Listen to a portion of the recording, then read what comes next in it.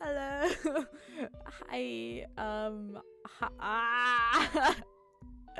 I always forget how to stream.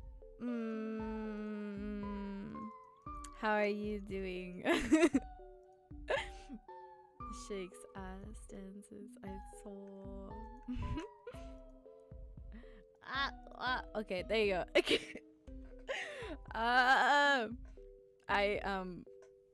Well, hey. I literally Peyton Williams.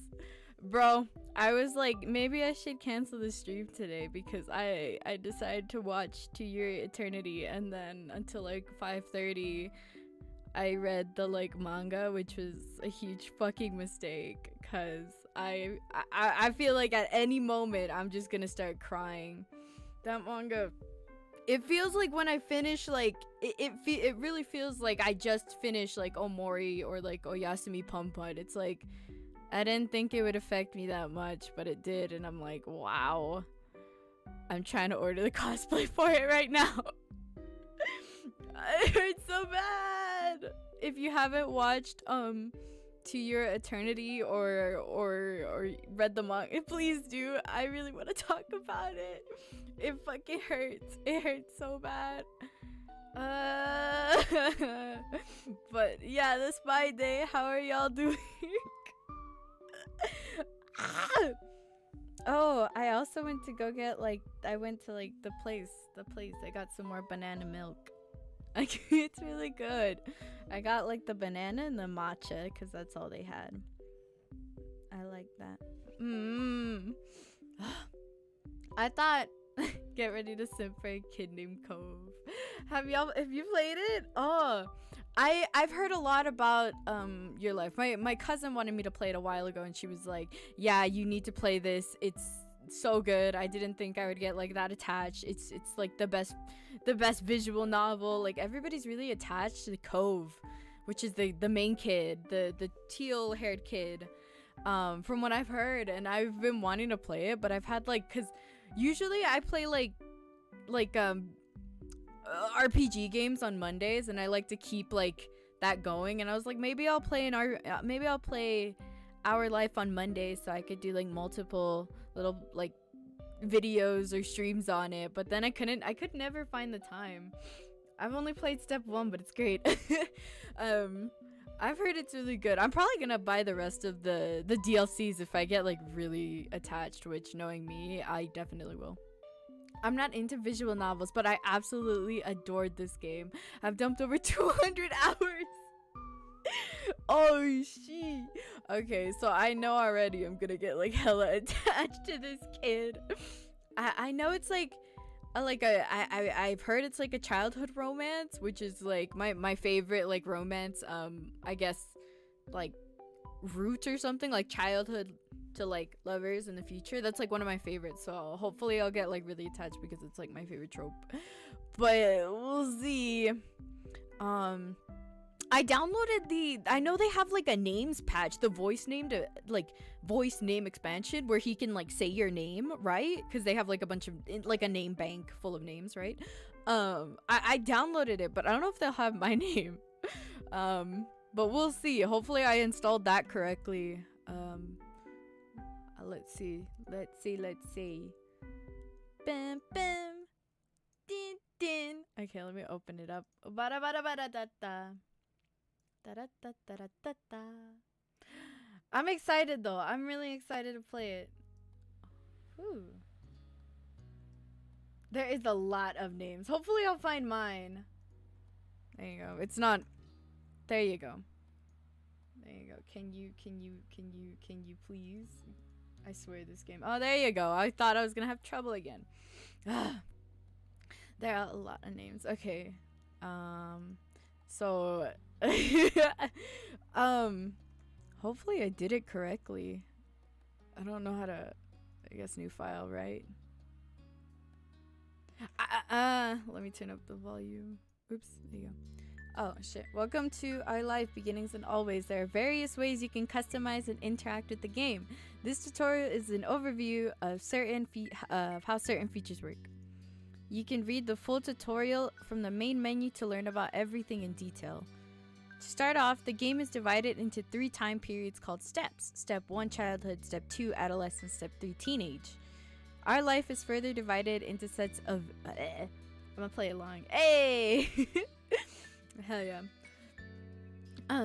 Vintages that take place during specific periods of time. Those are called moments. Moments can be played in any order or skipped entirely. You move on to the next step whenever you want by selecting that summer is ending. Oh. Step 1 to 3 include maybe you should too. If you guys want, I don't know. I don't mind. I'm due for a new playthrough. This is my first time playing it. I don't know. I'm excited. Steps 1 through 3 include 5 moments each, and even more can be unlocked by purchasing DLCs. Some are out now, and other DLCs will be released later on. A lot happens over the years that go by, especially in regard to the character you play as. You determine nearly everything about the main character: name, appearance, personality, pronouns, interests, skills, the relationship with major characters, and so on.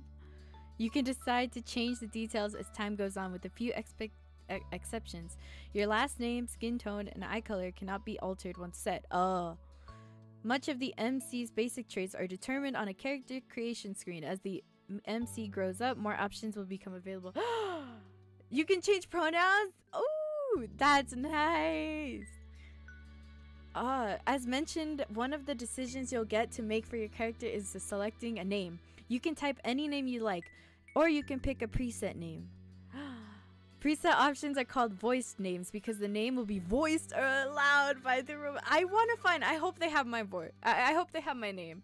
I go by Lee in real life, so Lee, but I don't know. I asked my cousin to find it, and she said that she didn't have them last she checked.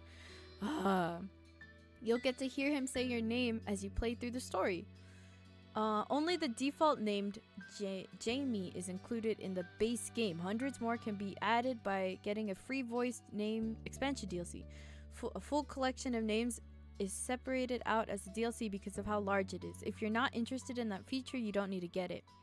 Each name in the DLC belongs to or was selected by someone who supported this project. On the character creation screen, there is a cute doll you can decorate to get an idea of what your MC looks like, with the different traits you put together. Ooh, a little doll. Not all the things you decide about the MC appear on the doll. The script referencing what you've decided for the MC is the main way those decisions influence the game. Our life has a first-person perspective, so your character doesn't appear next to other character sprites. You can only see the MC as a decorative doll and in a special cut in CG images. The cut CG images only appear if certain choices are made. It's possible not to see any during a playthrough. Really? You can... Oh, I wonder if somebody's done that, like completely gone a full playthrough without being able to see any CGs. Oh, that's kind of sad. There's also a second type of special MC-based screen, the interest/comfort screen. This game is really cute. They have an interest and comforts. Unless you get DLCs, the game has one love interest, Cove Holden. He grows up with the MC, and the interest/comfort screen is crucial for determining how that plays out. See, that's my favorite trope, the like childhood to like lovers in the future. Interest levels set how much you like him. There are 4 levels: disinterest, fond, crush, and love. Love is only available starting in step 3, and if you were at fond or crush in step 2, comfort determines how you generally react/think when it comes to him. There are 3 levels: nervous, relaxed, and direct. Your level of interest and comfort will see the type of dynamics your character has with the love interest. What you did in the past will influence the present, and feelings can change over time. You can play and just stay friends like, Hey, yo, Tronics! It's good to see you again. Starting a visual novel, gonna be some chill. No chaos, hopefully. You get to pick your interest/comfort near the beginning of every step. Comfort can switch between 3 levels as you please. Your interest level can only stay at the same or increase. Your current level of interest will become the new lowest option on the screen in the future. For example, if you decide to be fond in step 1, disinterested will not be available on the screen in step 2 and 3. Oh, which will make fond the bottom level option for your relationship. Okay. Interest level has an impact when it comes to physically interacting with Cove. While growing up, things are rather simple. If you get along with one another and have a close relationship, you can choose to touch him, and Cove will occasionally interact with the MC in a lighthearted or comforting ways. Oh! But starting in step 3, touching can become more romantic or suggestive. Wow! Wow! Okay. I mean, I asked her just in case. I asked my cousin. I was like, hey, cuz, this doesn't have any, like, NSFW, right? And she was like, no. So I'm safe. Hopefully. I'm safe. If you're at a crush or love, to make sure things go nicely with that, there'll be an extra choice to determine nativity level and a bonus mini tutorial that goes along with the choice to explain the feature in more detail. Basically, even if you decide you like Cove, the game won't force you to act on those feelings. Oh, okay. You can always choose not to get together with him, choose not to accept or give romantic gestures, etc. If you do decide to date Cove, though, you can't break up with him later. Oh, you just can't. You can't break up. Interest/comfort gets the basics down, but it's the choices that appear throughout the normal game events that decide what actually happens between the MC and Cove. And this is a long tutorial time. Oh my god. But I'm enjoying it. I'm genuinely enjoying this tutorial. What the fuck? And it isn't only the MC who is impacted by your decision. They're too protective of their baby. For real. Cove grows and changes over the years. How he's treated and what he experienced help to shape who he becomes. Oh, okay. So, we gotta treat him well then. In step 2 and 3, Cove's personality, appearance, and interests will vary based on what happened in the previous step. Why are there so many rules? God, I'm late again. No, you're good. You're good, Charo. And no, yeah, this is very in-depth tutorial. I not gonna lie, I like it right now. It's a good feeling for the first time where you're like reading through a tutorial and it's not like lame. You just skip through it. Like I'm liking it. I'm drinking banana milk, by the way. Look at it. Look at it. I don't want to mess up the thingy. Banana milk. In step 2 and step 3, Cove's personality, appearance, and interest will vary based on what happened in the previous step. It's something of a mystery exactly how your decisions end up changing him. You can try to guess as you go along. Or, if you prefer, you can also just design your own ideal Cove directly using the Cove Creator option that pops up at the beginning of step 2 and 3. Oh, okay. Making the choices you want is always more important than making a choice because you feel like you have to in order to get a certain result. Oh, you also have 2 moms? Lesbian rights. This really? Oh, I'm so happy. When a choice does appear, usually you'll see that hovering the cursor over an option shows a certain color, yellow, blue, or green. The colors aren't related to specific points or effects. They're only there to give a bit of insight on the tone/emotion of the choice, since text alone can potentially be read in more than one way. Oh, that's true. I'm glad they had that. Blue tends to be casual, straightforward. Yellow more emotive, reactive, and green less certain/uncommitted. Okay, blue casual, yellow reactive, green certain. Okay. Though there are hundreds of options in our life, and not every choice menu falls in line with that pattern, picking just one color every time doesn't give a gameplay benefit. Only stick to a certain type if that's what you want to have. If that's what you happen to like. Otherwise, switch between them freely. Okay. Always pick yellow. Never pick yellow. Persuade romance right from the start. Never romance the love interest. Be disagreeable or admittable. None of them will lead to a bad ending. Oh, they reassure you that it's fine to do whatever you want. You're welcome to enjoy the events and shape the story without reservation. And then, if you like, you can play again to try something new. There's only ever more good content to discover. We hope you have a nice time with our life. Thank you for playing. Ah! So bright! Oh, this is me! Hey! Let's go. Okay, that was a long tutorial, but I enjoyed the read. Oh.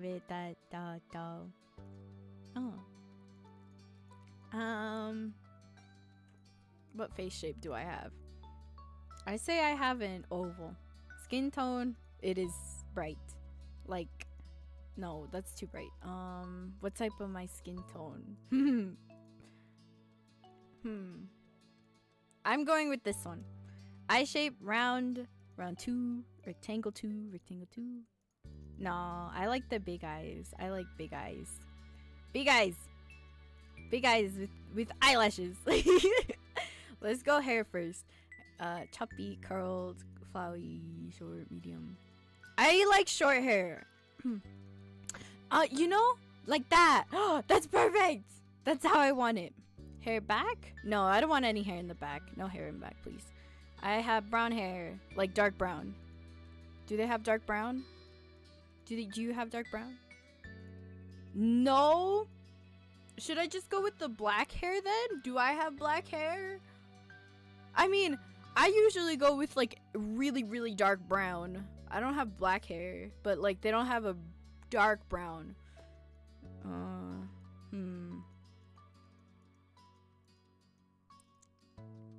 Nah, well, yeah, I'll go with black. Okay, eye color. I usually have like purple contacts every stream, but I'm not wearing contacts. But I don't want to go with. Maybe I will go with the brown hair. Oh, that doesn't feel right though. I'm gonna be here for a while. You know what? My favorite color. I'll do like a yellowish. Yeah. First name. Oh, pronouns. A. Here's the voice names. Okay. L. Where's the Lee. L-E. Lee. Where's Lee? Lee. Where is Lee? Come on. Tell me they have Lee, please. Leon? Leo? Lee T? Leva? No, they don't have Lee? Come on. Why don't they have Lee? Should I go with something similar? You can click on them to see how they sound. Oh. Leo? Leo? Let me see. It's kind of low. You can barely hear it. The music is very loud. Leah? Leah? Leo? Okay. You know, I asked my mom this question a while ago, and I asked her like, "Hey, if I wasn't a girl, what would my name as a boy be?" And she said Leo, so I'll go with Leo. I'll just go with Leo. Okay, but I'm changing it to Lee. And then last name, Hihi. Shinobu. Or trying to think. Lee. Shino. I'm not original. Okay. I think that's good. I think I like it. I like it. Okay. Change page.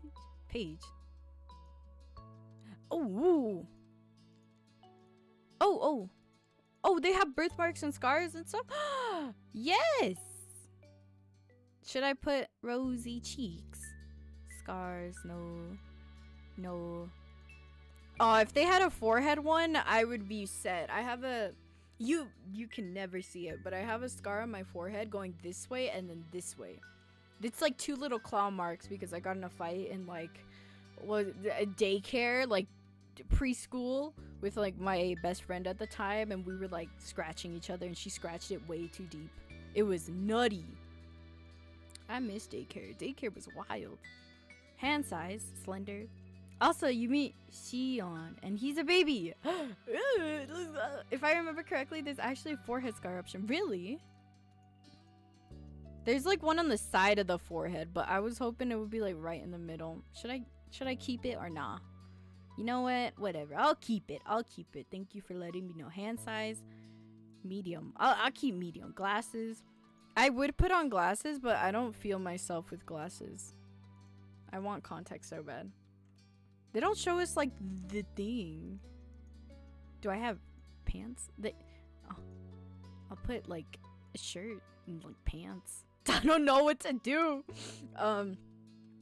Birthmarks. I have one on my arm.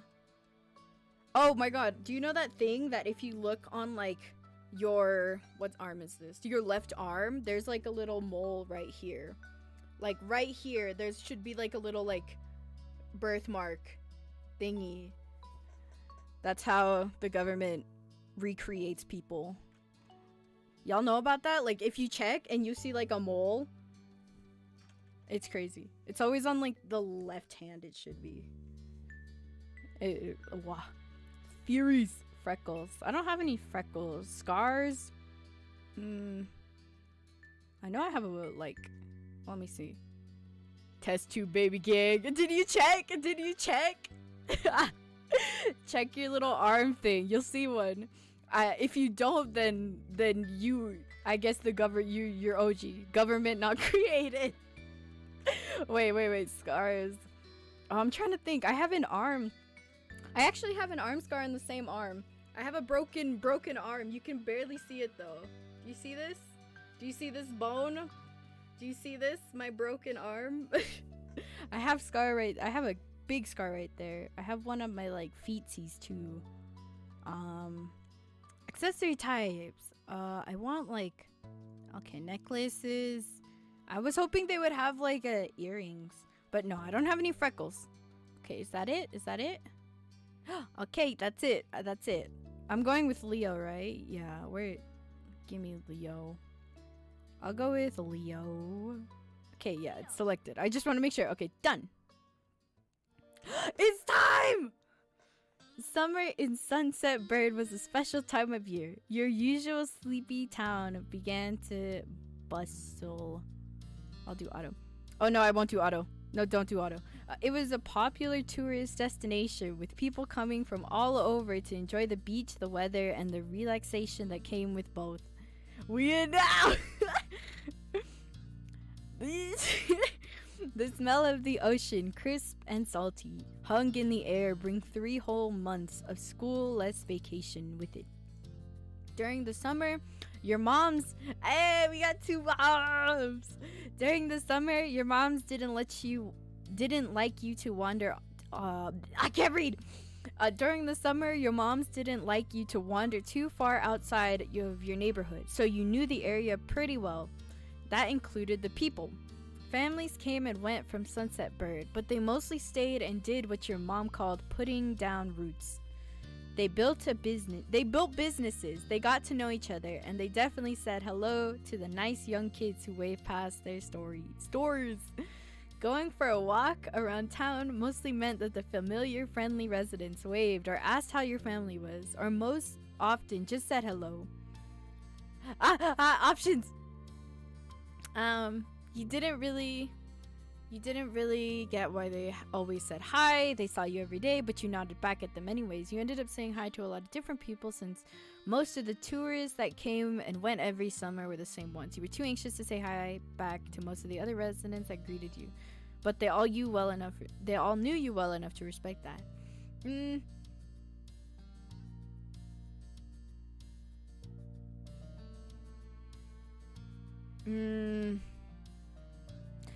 I usually just kind of wave my hand when I'm outside. Maybe this one.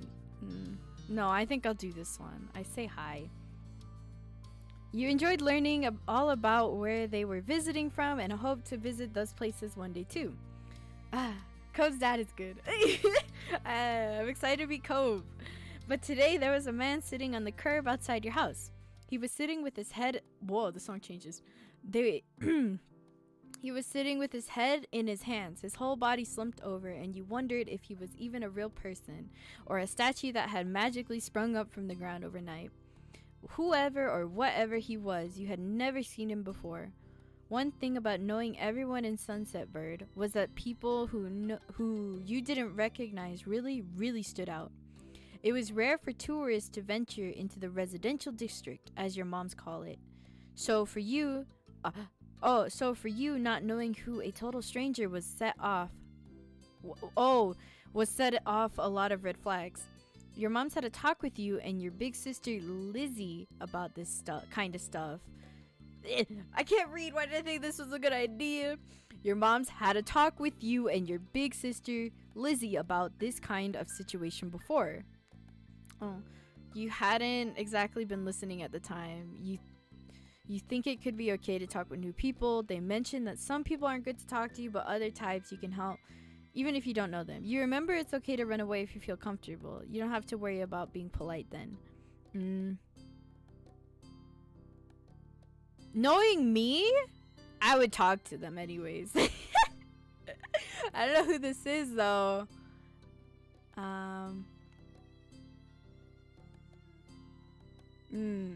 They mentioned that some people aren't good to talk to you, but other types of people can help you even if you don't know them.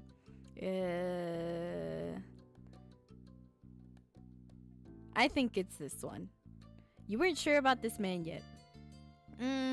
Still, you felt a bit scared knowing that he was blocking the way to your front door, but you were pretty interested. You wanted to know more about what's going on, whether he was nice or not. You didn't want to be bothered. I want to ask him, like, hey, yo, are you okay, bro? You're in front of my door to my house, right? You slowed down. Your eyes remained fixed on the man. There was a split second where your eyes met and you knew he was aware he wasn't alone in the street anymore. Hey! You raised your eyebrows at the shout. Did he want something? Is that why he was here? The man stood up and started making his way towards you. Oh, shit. Oh. Not wanting to seem too approachable, then you folded your arms and stared, still unsure about him, but willing to be friendly. You offered the stranger a smile. Your whole body was frozen in place as he approached. I would cry. Hello? Whose voice is that? Wait.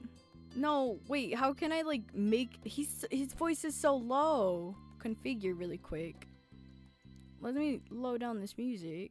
The volume is all the way up with the voice. Oh my god. Okay. Let's do that. His voice is just so low, but then you can't hear the music, like, at all. Let's go like that. Like that. Who are you? Do you live around here? What's your name? You looked the man up and down, taking in his tan skin and relaxed appearance. At least his clothes were relaxed. The way he was acting wasn't. He's kind of aggressive. Stingray on his little arm thing. He blinks. I just realized. He had sharks on his shorts and a stingray tattoo. And you wondered if he was obsessed with the ocean or something. He's probably a surfer. While you made your assessment, he looked at you expectantly, waiting an answer to his question. I live right here. My name is Leo. I thought I put Lee. Why does it do that? Great, nice to meet you, Leo. He gave you a bored smile, relief settling on his face. It's a $20 bill. He reached into his pocket and pulled out a clean $20 bill. It crinkled in his hand as he held it up for you. Give me the skrill. Even more confused than before, you looked back at him. Well... Could you do me a favor? What?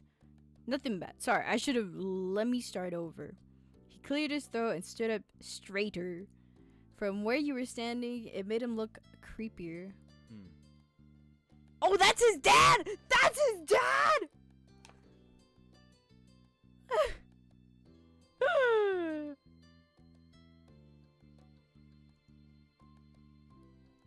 Oh, you did, but when you selected again. Okay. Is it possible to change that again? Can I save it? Oh.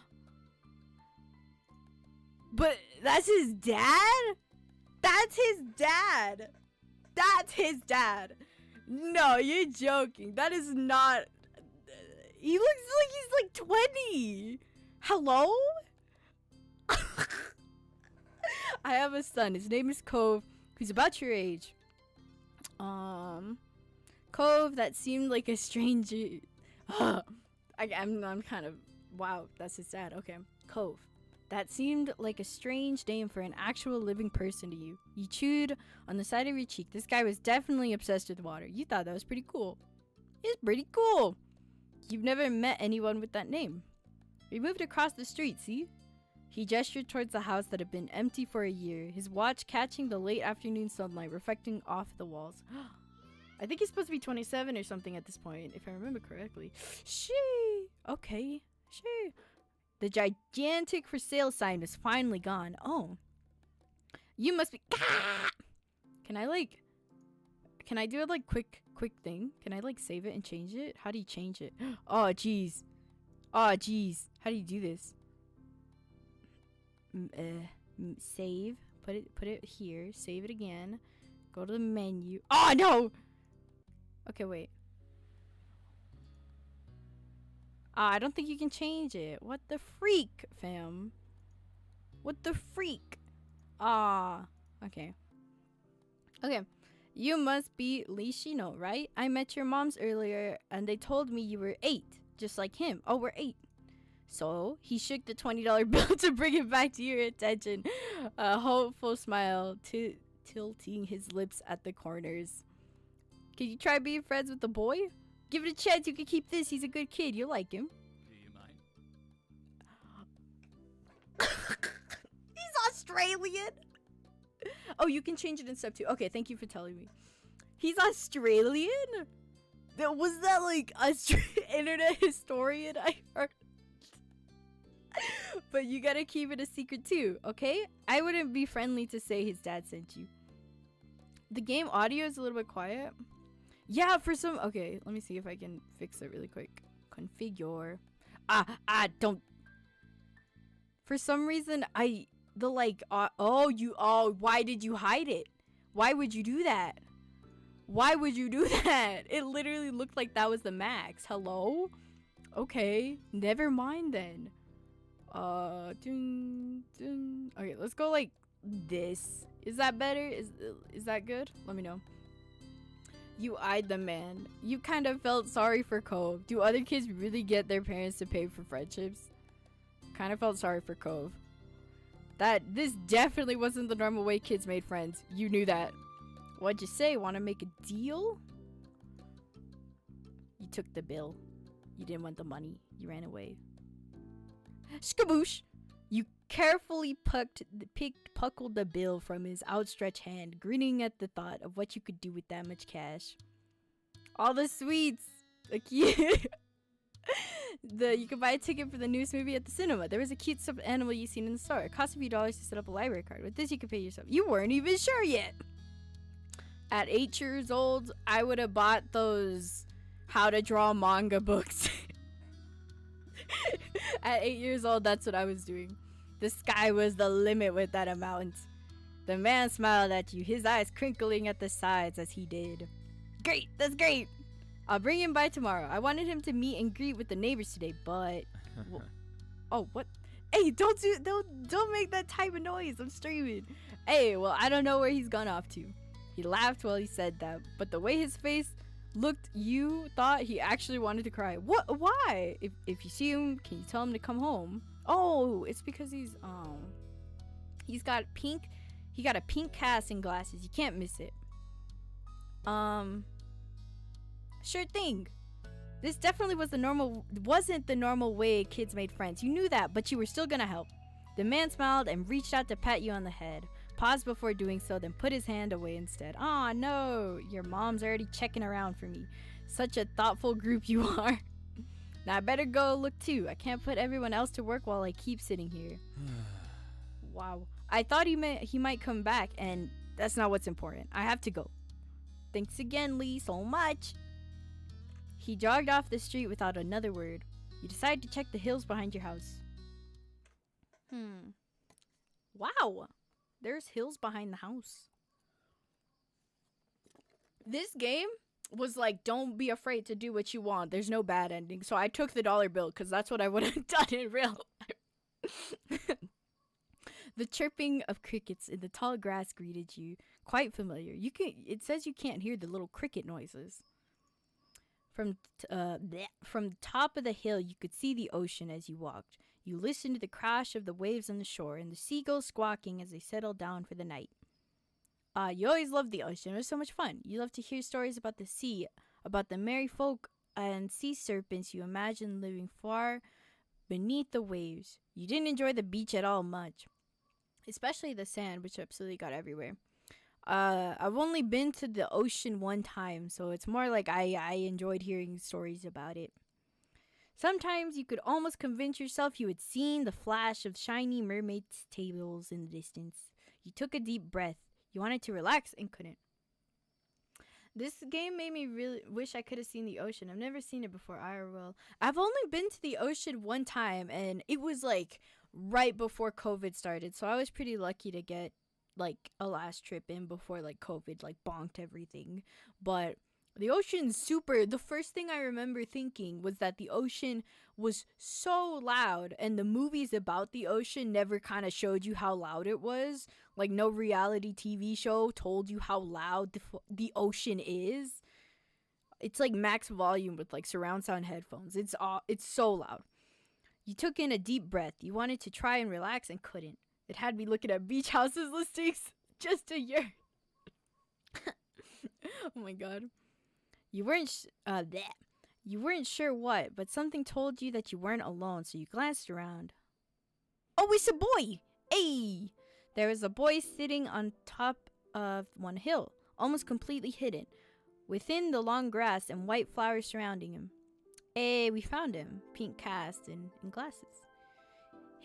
Oh, I like this music though. It's really peaceful. His head was buried in his knees, staring ahead by himself.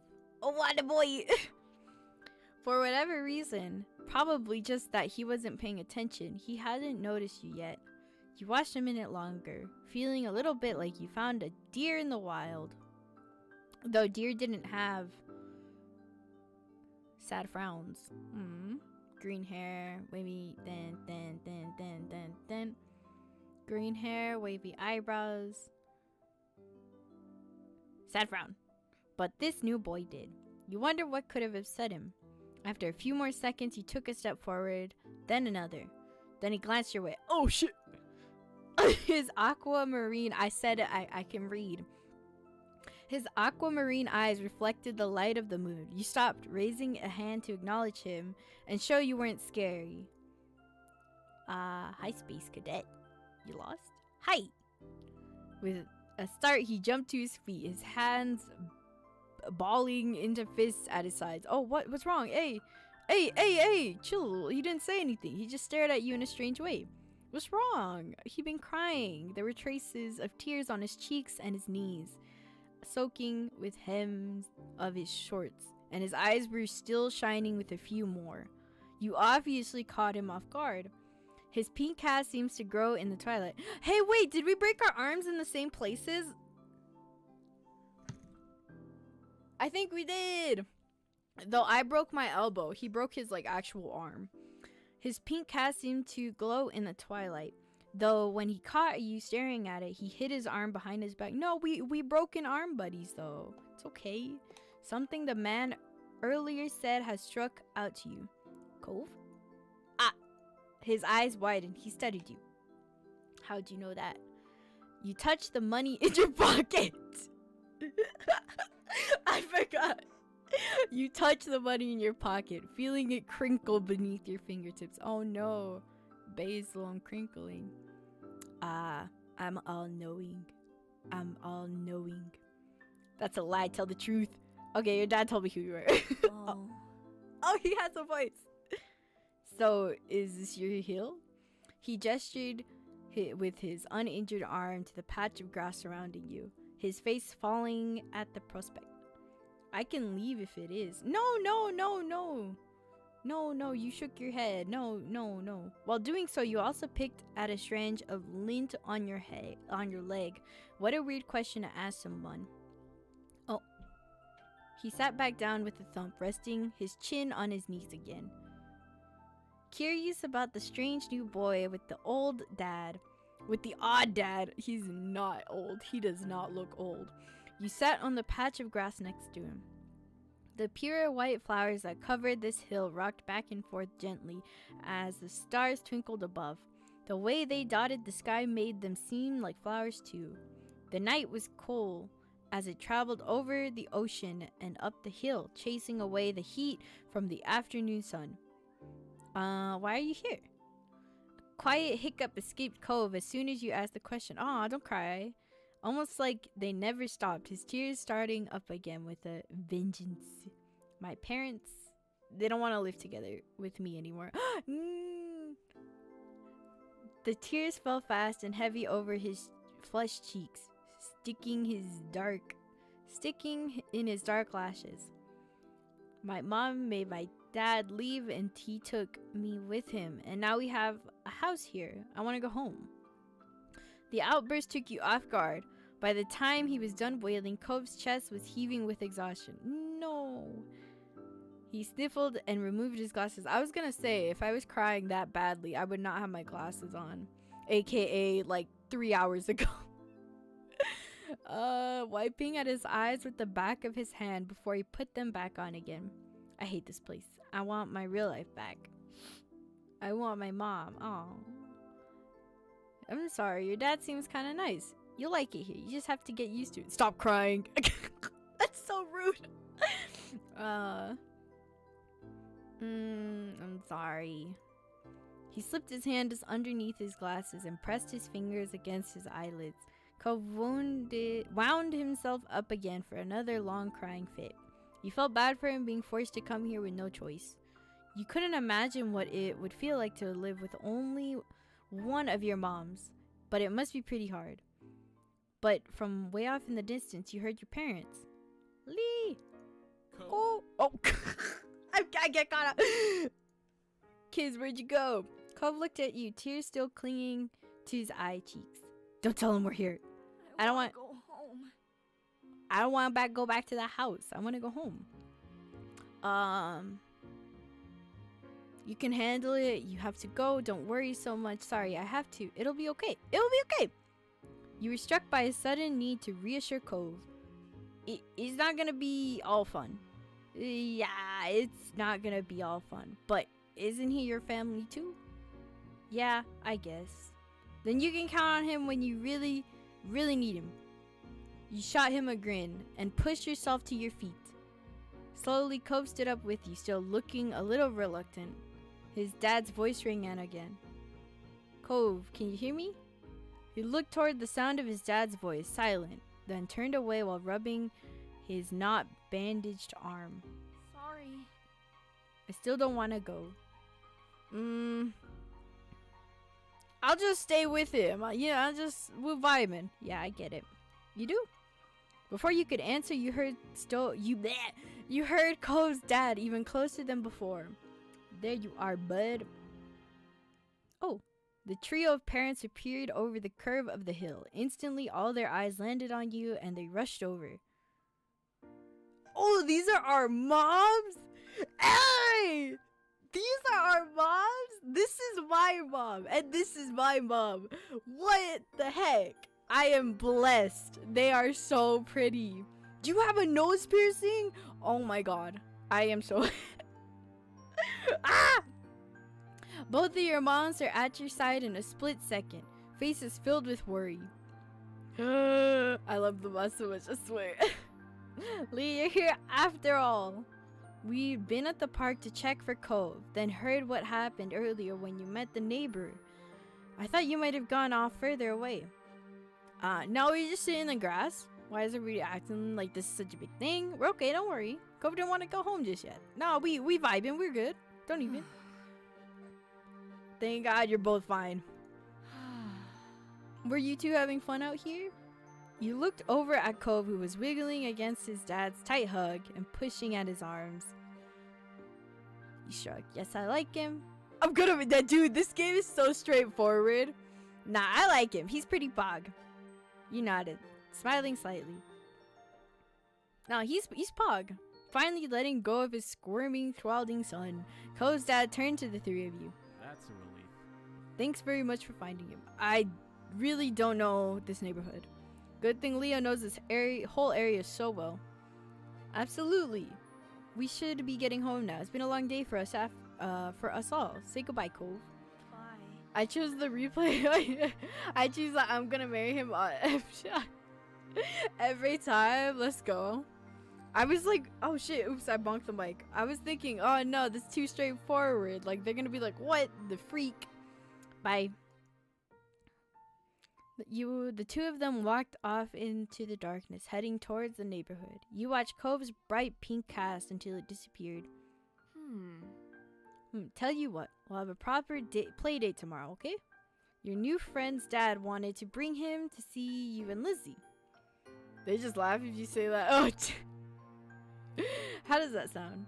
Yay! Wait, can I show him my stuff? Sure, it sounds... What? Sure, can I show him my stuff? It sounds like words. You nodded, ducking your head down.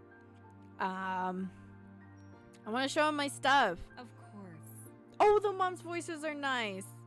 Then okay. Both of your moms laughed, the sound overlapping into warm, familiar chorus. Mom put her hand around your shoulder and led you towards the path. Satisfied and more than a little ready to go to bed after your long, exciting day, you followed them home. Hey! Choose your feeling for Cove. This is how you feel towards Cove for the step. It can change in later steps. Okay, well... Interest, comfort... I think I am fond. And I think I'm relaxed with Cove. That's what I think so far. This is nice. Ready. You won't be able to change it again until step 2. I would think crush is so much. I was trying to think of what at like 8 years old. Yeah, I think I'm okay. Achievement unlocked. Friendship. Childhood friendship. At the breakfast table the next morning, you finished your food faster than usual. Your sister Lizzie had run out earlier to go play, but you stayed put. Today, just like your moms had promised, Cove was coming over to hang out. They're so sweet. They actually look so cute. Can I screenshot? Hell yeah, screenshot. Excited to go see your new friend again, Lee? Yes, I am. How sweet. I'm so happy he moved in. Okay. The voices are so good for them. The voices are so nice. With that said, are you done with your breakfast? I don't know. Am I? Your bowl was entirely empty. Yeah. With an 8-year-old kinemaster, you looked at your empty cereal bowl, then at Mom. Okay, attitude kid, we see. Good job. He should be here soon. Cleanup began, and then on cue, there is a knock. It was hesitant, like the person wasn't sure they were in the right place. Still loud, though. We need to get more obvious doorbells. I know. Lee, could you get it? I'm on my way! Wiggling out of the chair without really pushing it back, you made your way out the door. Hey, Shido family, thanks for having us. Mr. Holden, as your moms have called him, and his son were here. Cove wasn't different in the bright light of your living room. Cove looked different in the bright light of your living room, and when he wasn't crying. With his dad standing in front of him, Mom and Mommy behind you, and Cove looked at each other. Pleased to see your new friend again. You smiled at Cove. He smiled back with some hesitation. Hey! Siley. Let's go play in my room. Okay. Take care. Let us know if you need anything, you two. Have fun, kids. See you later, son. Play nice. Yeah! Oh my god, this would not be my room. At the same time, it would be. It just needs more, like, anime posters and how to draw manga books. You led him to your room, puffing out your chest a little bit at the sight of your treasures. There are a lot of stuffed animals, a cool bed, and a window to look out. It was a great room. You hadn't had anyone show it to you in a while, but you were really proud of it. He leaned in a little closer to one of your drawings on the walls.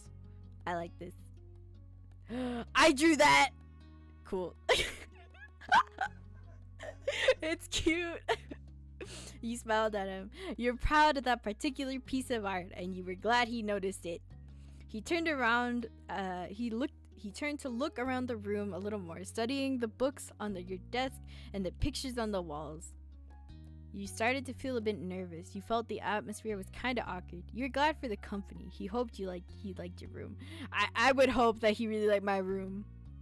You had put a lot of effort into making your room as nice as it was. You hoped he didn't say anything bad about it. Then his eyes landed on the tiny box of beach things you collected tucked away by your door. He took a step towards it before hesitating and pointing at it instead. What's that? A hoard of stuff I found at the beach. Oh. Do you have any driftwood in here?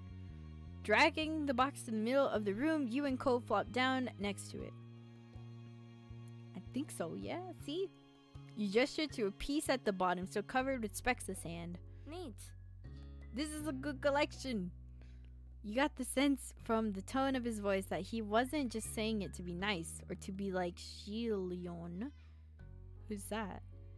You said that he was cool, so he actually meant it.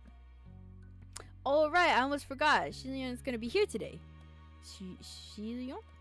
Lizzie's friend, or like her #1 fan, I guess. Do I have to see him? It should be okay. I mean, he's Lizzie's friend, not mine, but you know. Come on, check out my seashells some more. I found this one under a big piece of seaweed that had washed ashore, and you pulled out the seashell after seashell explaining where you got in each one and holding them up against the light. Shiloh? Shiloh? Okay, I'll try it. There were big ones, small ones, pink and purple and orange. Most of them you washed off in the bathroom sink while you brought them home, cleaning off the sand. Ah, it's a cute game. I like it.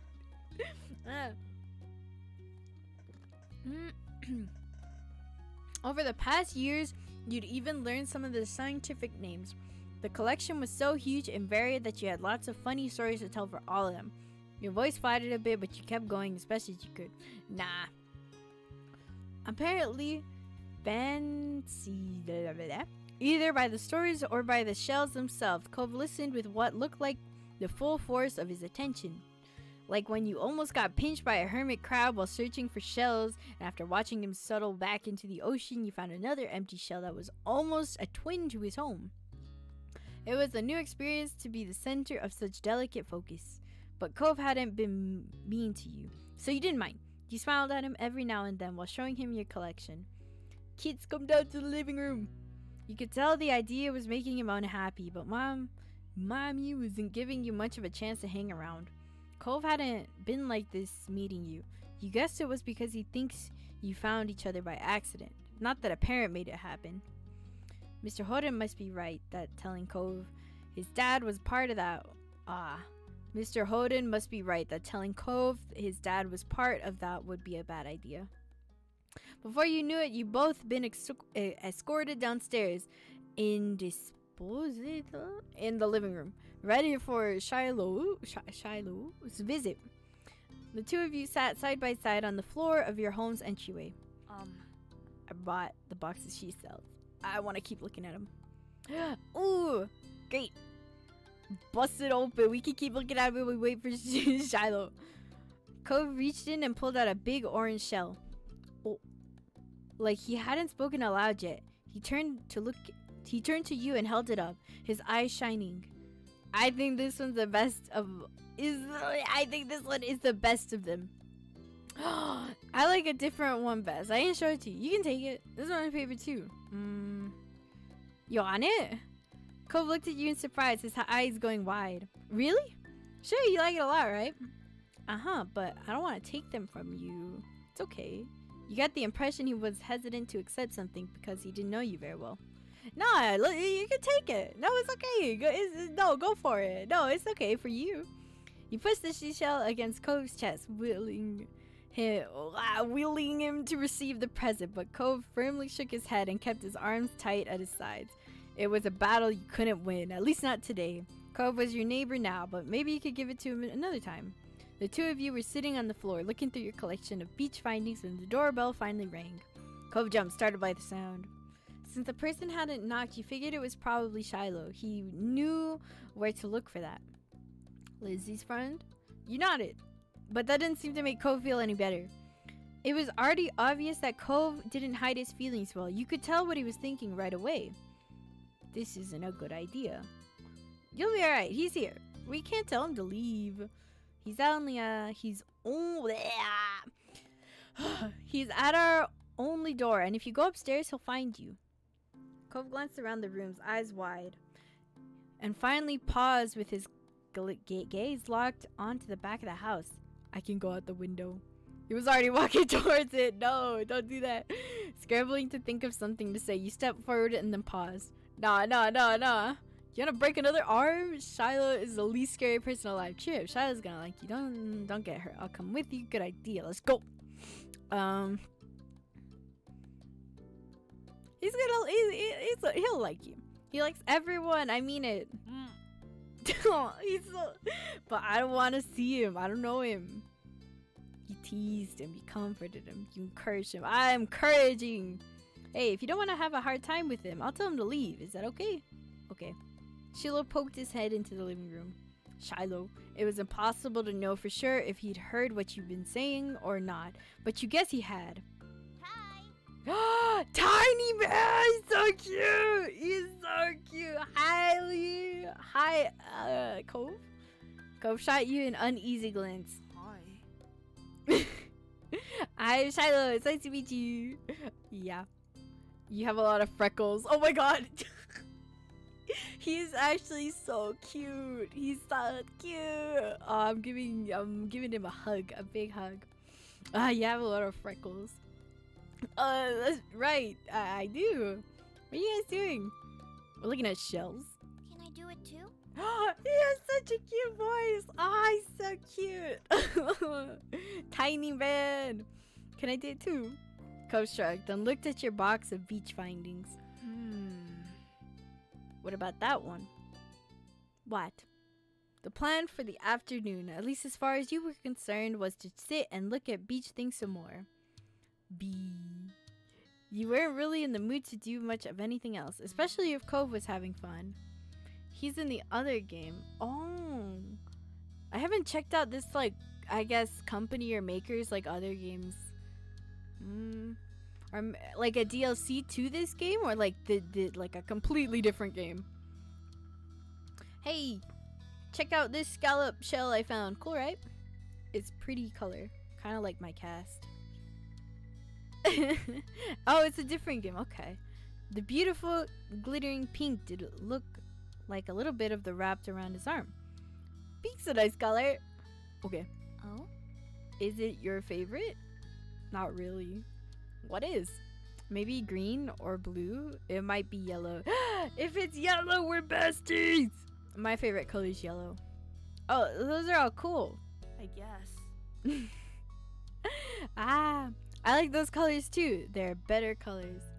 They even have a spin-off called XOXO Blood Droplets with so many bad endings and Halloween stuff. This tiny kid is involved in something like that. Oh, I'm playing that next time. I want to see it. Oh, jeez. Not sure how to deal with the sudden, more awkward silence. You look back at yourself. Well, no, I like those colors too. I like... He's so cute. I like yellow as an adult. I figured it was him, like, older. Both of them smiled. Like usual, it didn't take long for Shilon to get fidgety. Like 17? Oh. Lizzie was his favorite. Without her around, Shiloh didn't seem to know what to do with himself. And Cove wasn't like your sister. He wasn't that much like you either. Is Lizzie coming back? I don't know. Where'd she go? I think she's at the beach, probably. Is she playing at her park? Cove lit up. Cove's eyes lit up at the mention of a park, and he looked towards you. There's a park? Yep, but it's old. Can you show me? I want to go. He started getting up before you even answered, and Sheila jumped up beside him in excitement. Oh, they're so cute. Really? You did too, right? This park's fun. I love it. That's right, at the beach, there's lots of fun things to do and lots of sand. It has a jungle gym and a bunch of swings. Sounds like it could be cool. So are we gonna find Lizzie? I don't know. I've never really wanted to see her. I just wanted to check the park out. A drift without any direction. Shiloh finally turned to you. Okay. He pricked up. Both boys wanted to go. It was only fair. Every choice matters in blood droplets. Oh, jeez. Like, everything. Is it, if it's like this game where, like, every, like, second, like, they give you, like, a little voice style, like, it's gonna be pain. That's literally pain. Ah! After getting permission from your moms, the three of you were ready to head out. It was a short walk to the park. Lizzie had convinced your moms that it was so short she could always be allowed to walk there by herself. We at the park. The music is a bop. I like this music. When you found her, she was hanging on the jungle gym, swinging back and forth. Hey, Lizzie! Her face lit up when she saw you, her big brown eyes going wild. Leo! Lee! Shiloh! Hi! She dropped to the ground and landed with a soft thud in the sand. In a split second, Shiloh had abandoned you two and scrambled over to stand by her. You were used to being left out when it was just the three of you, but now Cove was here. You wondered if he would leave too. Aw. Who's that? He's Cove. He's new. Hi. I remember. Hi, Cove. Welcome to my park. Nobody ever plays here, so this is where we get together. She gestured widely with her arms as if to present the area to the newcomer. While Lizzie continued talking, you took the chance to kick off your shoes and wiggle your toes through the warm sand. Nice, huh? Is this neighborhood? I'm the one who comes up with the ideas. You are? Uh-huh. Yeah, I am. Who else can handle the job? Lizzie's the oldest. By a lot. My mom said you're Leo's age. Yeah. Yep. Thought so. I'm still the only one in this group with double digits. What about the other kids? Oh, so she's like 10 or 12 or something. What about the other kids? Other kids? There aren't any. We're the only kids here. Shiloh is just visiting from another place. Not even tourists really bring their kids here. This is the land of ancients. Be careful that the oldies don't try and steal your youth. Oh. For a second, it looked like he might cry again. But something in his eyes shifted and he looked back at Lizzie. What kind of old people? Like moms or dads or grandpas? Grandparents who don't have kids. They hate kids. Why? We haven't done anything. Only some of them don't like kids. Stop saying stuff like that. You're gonna upset him. Yeah, they're really bad. So stop saying it. Cole is really... He cries a lot, huh? I don't want him to cry again. You interject quickly, hoping Cove wouldn't start crying again. He sniffled, his forehead creasing with worry. Lizzie was staring Cove down, but Cove wasn't even looking at her anymore. He didn't seem to care that she was there. He went into his own head. Shiloh was the next one to speak, completely unaware of the situation. I met Lizzie and Lee in school. You'll see tons of kids there once summer is over. I don't want to go to a new school. I don't want summer to end. Oh, he's so cute. Shiloh looked down to the dirt. He hasn't had much luck striking up conversation with Cove. I like summer vacation a lot too. I really like Shiloh. He's so cute. I really want to play the other game, the blood droplets y'all are talking about. He is so cute and tiny. All the building tension in the air suddenly vanished when Lizzie laughed. At Shiloh's discomfort at how weird she thought Cove was at something else entirely. You didn't really know, but she laughs, face scrunching up. Okay. Welcome to Sunset Bird Cove. Take a seat, put up your feet, and get used to it. He's over it. You offered him a small smile like that, and that at least looked to reassure him some. For the rest of the summer, Cove was always there. Oh, what's this? You saw him more than Shiloh, and on some days when she was in bad mood or busy, you even saw him more than Lizzie. He became a staple of your everyday life in the way sun and lunch at the beach were. During your first summer together, you really liked Cove. He was a fun person to play with, and he seemed to like playing with you too. Of course, that was only the start of things. Wow. Oh. Moments to let... Oh, what? Let's go shopping. I don't know what this is. Cove said, come back before it gets dark, alright, sport? A familiar voice drifted across the street and drew your attention away from the snail you've been watching inch slowly across the pavement. Cove waited in front of his dad, pushing his green hair back off his face from where the breeze was blowing it over his glasses. He looked to be paying only a mild amount of attention as he was being handed a few slips of green paper. Oh, get some squirrel. It reminded of you when you first met Mr. Holden. Although he's probably not paying Cove to be friends with himself. Cove's dad seemed to feel your gaze somehow. Or maybe you made a noise because a second later his eyes were on you. He waved you over with a smile. He looked happy to see you, but you still felt a little weird for getting caught. You gotta learn how to be more sneaky. You rushed your hands together to free them of sand, then jogged over to join the two, smiling at Cove first, then his dad. Leo! Yay! I'll take it. Hi. How's it going? Good to see you again. What excitement are you up to today, Lee? Taking a walk. I found a pretty cool snail across the road. There are tons of snails across the road here. Mr. Holden grinned at you kindly.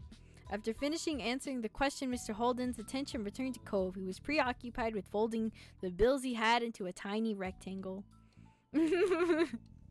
So cute. Sounds fun. You know, Cove was about to hit the stores by the beach. Why don't you go with him? You gave a ready nod, turning to squint in the direction of the stores like you could see the goods they all had to offer, all the way from where you stood. Oh, is that okay? Yeah. Yay! Great, I'm sure you guys will have lots of fun. Mr. Holden reached into his pocket and pulled out a leather wallet filled with money. You found it odd, since your mom's only ever seemed to have cards in theirs. Here. He leaned in to pass a crisp 10 to Cove, giving him a wink and a whisper. Get something for your friend too. Sure. Good kid. Cove's dad ruffled his son's hair and he was straightening back up. The bill in his hand still held out toward the green-haired boy. Take care. Cove accepted the bill after a second and slipped it into his pocket. Then with one last nod to his dad, he turned and started walking. You followed after him, intrigued at the possibilities this outing might bring. Cove straight towards the gentle tide creeping up the sand, and you fell into place beside him. It was a nice day. The sun was shining and the sun was shining. What's that one line in fucking Undertale? When right before you fight Sans, that's what I was The sun is shining, the birds are chirping. On days like this, kids like you should be That's what it reminded me of. Wow. It was a nice day. The sun was shining, and there weren't many clouds in the sky, though the winds coming off the ocean kept it from being too hot. You took in a deep breath, enjoying the scent of salt and ocean air. When you looked at Cove, he was dragging his feet through the sand a little, and you slowed down to wait for him. His eyes searched the ground intently. You looking for snails? Shells? What is it? You looking for shells? Cove startled a little at the sound of your voice and murmured and mumbled a sort of. If you see any, can you let me know? You could manage that. You dropped your view to the sand, walking carefully so you didn't step on any. You were good at finding shells. You had a lot of them at home and always found new ones whenever you visited the beach. The comforting sound of waves filled the sand with pleasant white noise, and you played a little game with yourself as you walked along, getting as close to the water as possible without getting wet. As a result, in you having to run up the sand quickly when a wave rushed in more than a few times, and although Cove threw a few glances your way, he didn't say a word. You didn't either. What did you want to go to the shops for? What do you usually do on the beach? Well, why are we going shopping? I need a new I need a new sand pail. Yeah, what happened to your old one? Cove narrowed his eyes, seeming to think deeply for a second. Whoa. It disappeared. What, really? Cove ducked his head down, lacing his fingers behind his back. It didn't seem like he was gonna continue, so you nudged his arm. How'd that happen? Well, Cove opened his mouth and shut it again, considering. I took it to the beach one day. Uh-huh. When I got home, it wasn't anywhere. You left it there? Nope. It wasn't at the beach when I went back. Then you lost it. It disappeared. So... What about you? What do you do out here? I don't come to the beach a lot. I like swimming. I like looking at fish. I like to build sandcastles. Nothing. Build sandcastles. Last summer, Lizzie and I built one that was as tall as me, and sometimes they'd have a sandcastle building competitions down by the boardwalk. Cool, I bet you could win. You smiled at Cove. Maybe the two of you would build one together one day. Yeah, once you reach the shopping area. Wow! Hey! I like this sound a lot. This is such a cute game. So cute. Once you reach the shopping area, the noise level grew exponentially, I can tell. No longer just waves and footsteps, but the chatter of people enjoying the lovely summer day. The call of birds trying to find bits of food left behind, and lots of salespeople trying to get attention. You sniffed the air as you walked beside Cove. You could still smell the ocean, but there were other scents too now. Pizza, pretzels, hot donuts. It's nice! The energy surrounding the area seemed to fill you, and there was a bounce in your steps as you began looking at all the familiar sights. There are so many things to do, you didn't know where to begin. You looked at Cove, hoping he was excited as you were. Cove was glancing from one side of the street to the other, with a look in his aquamarine eyes that you couldn't quite work out. What's that? Cove pointed to a large crowd of people gathered near a few tables with large, colorful umbrellas blooming from their middles. You couldn't see past the adults who were blocking the way, but you knew there must be something worth seeing. Without another word, the two of you hurried over to see what all the commotion was about. Oh, amazing Alexander! Feast your eyes on the amazing Alexander. In the center of the crowd was a man with a tall hat and a funny green coat that had 3 long nails. There was a table next to him with the cloth hanging over his head. I can't read. With a cloth hanging over it that read, "The Amazing Alexander," glittering golden script. Why tell people his name if it's already on a sign? Cove humbled with the understanding, then turned to walk away just as the amazing Alexander began shuffling a deck of cards. Maybe we could stay and watch. Cove glanced back at the man. Then he briefly lifted his arms up off his sides before returning them to place. You grinned, waving for him to follow you as you raced back to the stand in the crowd. With that, it began. The magic man pulled one card out of the deck, showing it to the curious onlookers. It was a 4 of diamonds. Watch closely. You did, squeezing through a few of the adult onlookers to get a better view. Suddenly, the man snapped his fingers and the card just disappeared. Wow! Unimpressed. The amazing Alexander, who had earned his title, turned heads and looked directly at you. He reached out with a kind smile. What's this behind your ear? Tubby! This had been going somewhere and you needed to find out. He smelled like popcorn and candy, and when he stepped closer, it was great. You felt a tug, and then he pulled the 4 of diamonds out from behind your ear. What? You knew that it couldn't really have come from your ear, but you still didn't get how he'd done it. There was a light applause from the crowd, and the man gave a deep bow. This is for you. The magician plucked a pair of balloons from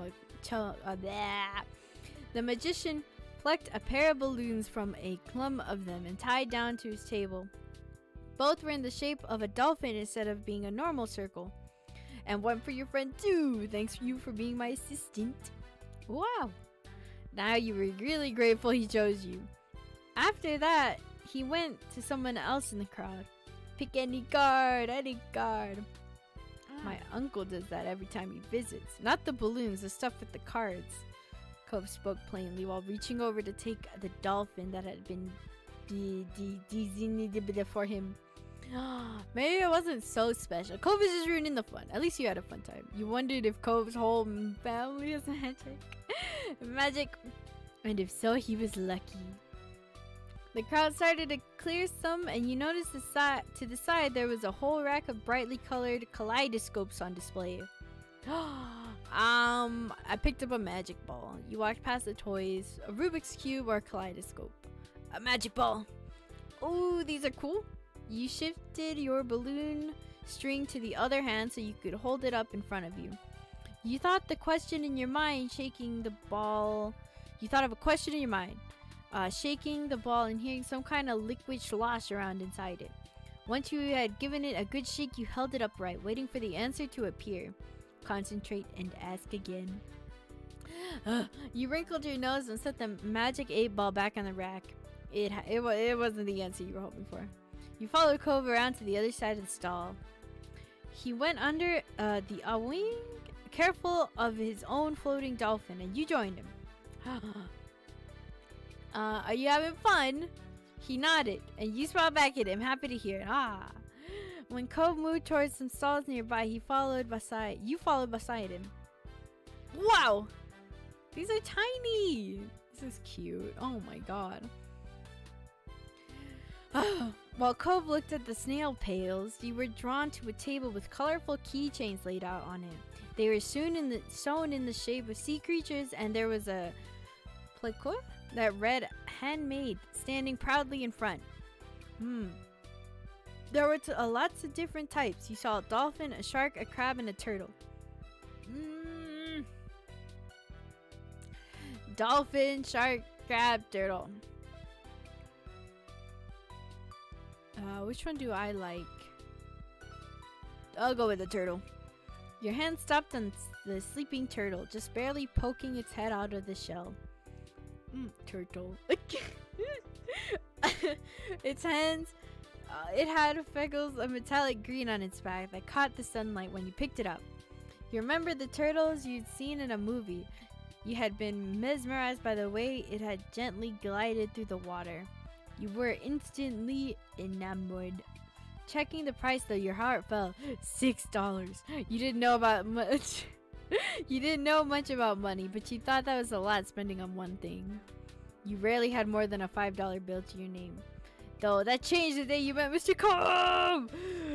The day you met Cove and his dad. You still had the $20 bill Mr. Harding gave you, hidden away in your room.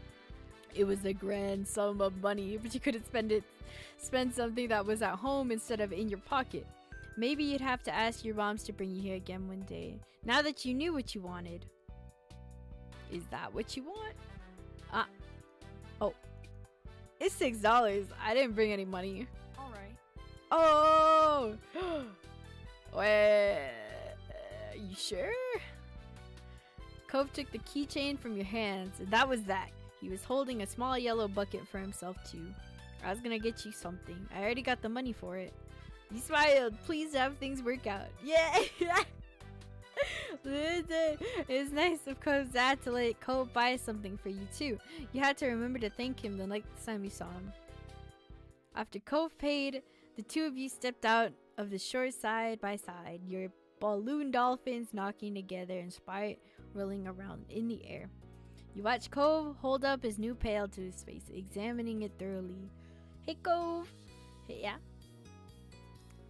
I really like this keychain! Thank you. It's nice. Cove looked further down the street, where different food carts were lined up. He rested his non-cast over his stomach, and just as he did, yours let out a slight growl. You hadn't eaten since breakfast, and after all this wandering around, you were definitely ready for some lunch. Let's get some food. Yeah. The two of you two wandered around the shore for a while, looking at all the delicacies that were available. Everything looked delicious, and as the different smells, both sweet and salty, waved over you, your stomach growled even louder. After passing up hot dogs, snow cones, ice cream, and pizza, you both agreed on pretzels. Cove got some sweet and cinnamony, and you got a plain one, got one with cheese, sprinkles, one with chocolate. The same. I want the cinnamony. Hello. Hello. You licked your lips hungrily as the vendor handed your pretzel ready to take a big bite. Your moms didn't like you to eat too much sugar, but this was a special occasion. The little cups of icing looked too delicious to pass on. Cinnamon pretzels are the best. Yeah, I was gonna say, I really like the cinnamon pretzels. Voila! You found an empty table close enough to the beach that the grit of sand made terrible noises when you dragged the chairs out to sit. These balloons are gonna make it hard to eat. Cole placed his bucket on the table as he stared at his little... I can't read. As he stared at his still balled up hand that was wrapped around the string. You opened your mouth to agree before an idea hit you. Oh, I know. After carefully placing your pretzel somewhere it wouldn't get sandy, you tugged the balloon dolphin out from Cove's hand, tied it in a delicate bow around his wrist. They just hit different. They do. Oh. Cove mounts his arms up and down in place, testing the stability of your knot. After watching his balloon joist around but remain attached, he smiled satisfied. Can you do it for me? He repeated the ritual. Cove struggled somewhat with the cast, restricting his fingers on one hand and string already tangled around the other. Okay. Yay!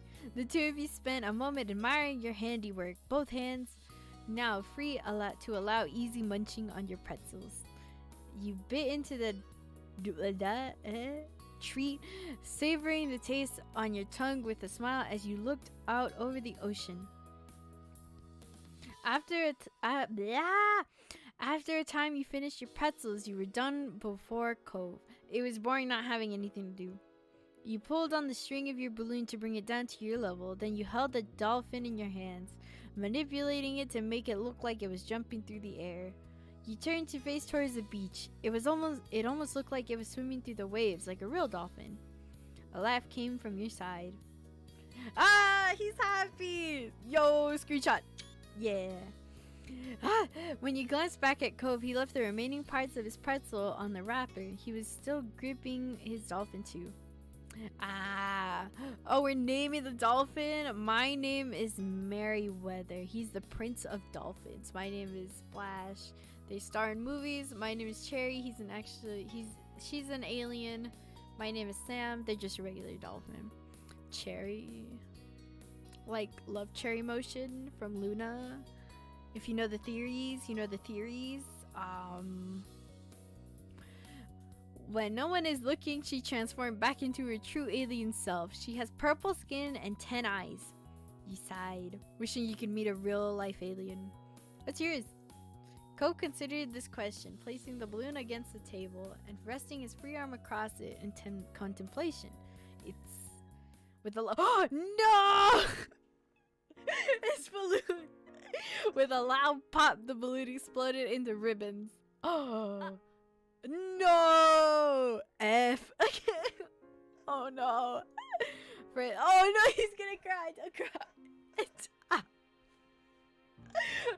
No, don't cry. Oh my god, wait, stop. For a second, all Cove did was grave in shock like you.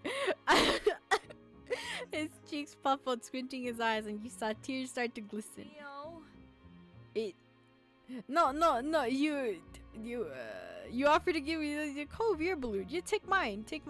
You looked at Cove, then up to your balloon, bobbing gently in the air above you. You can have mine. That was better than letting him cry more. Cove sniffled, glancing up at the balloon, then back at you. No, it's yours. I don't want to take it from you. It's okay, really. It's okay. Cove shook his head. Even though it wasn't your fault, you still felt bad. Still, the offer seemed to lift Cove's spirits, and that was good. The passing of Cove's balloon was the last major event of your adventure. In the end, the two of you headed back late that afternoon. You separated on the beach, and while Cove went straight home with his brand new sand pail in hand, you decided to sit for a while. You watched the waves and the sun set, fiddling with your new keychain. Another summer day was drawing to a close. It had been a good one, except for the sad final note. Oh no! I don't want summer to. Okay, I forget that saving's important. Let me save. Man! Are these DLCs that is only okay. So I have to buy these DLCs for step 1. Like, I have to. Okay, we're grown up. Long day, Sandcastle, Fireflies. Do I have to do these in like a particular order or like any order? Are these like any order? Run away. Run away.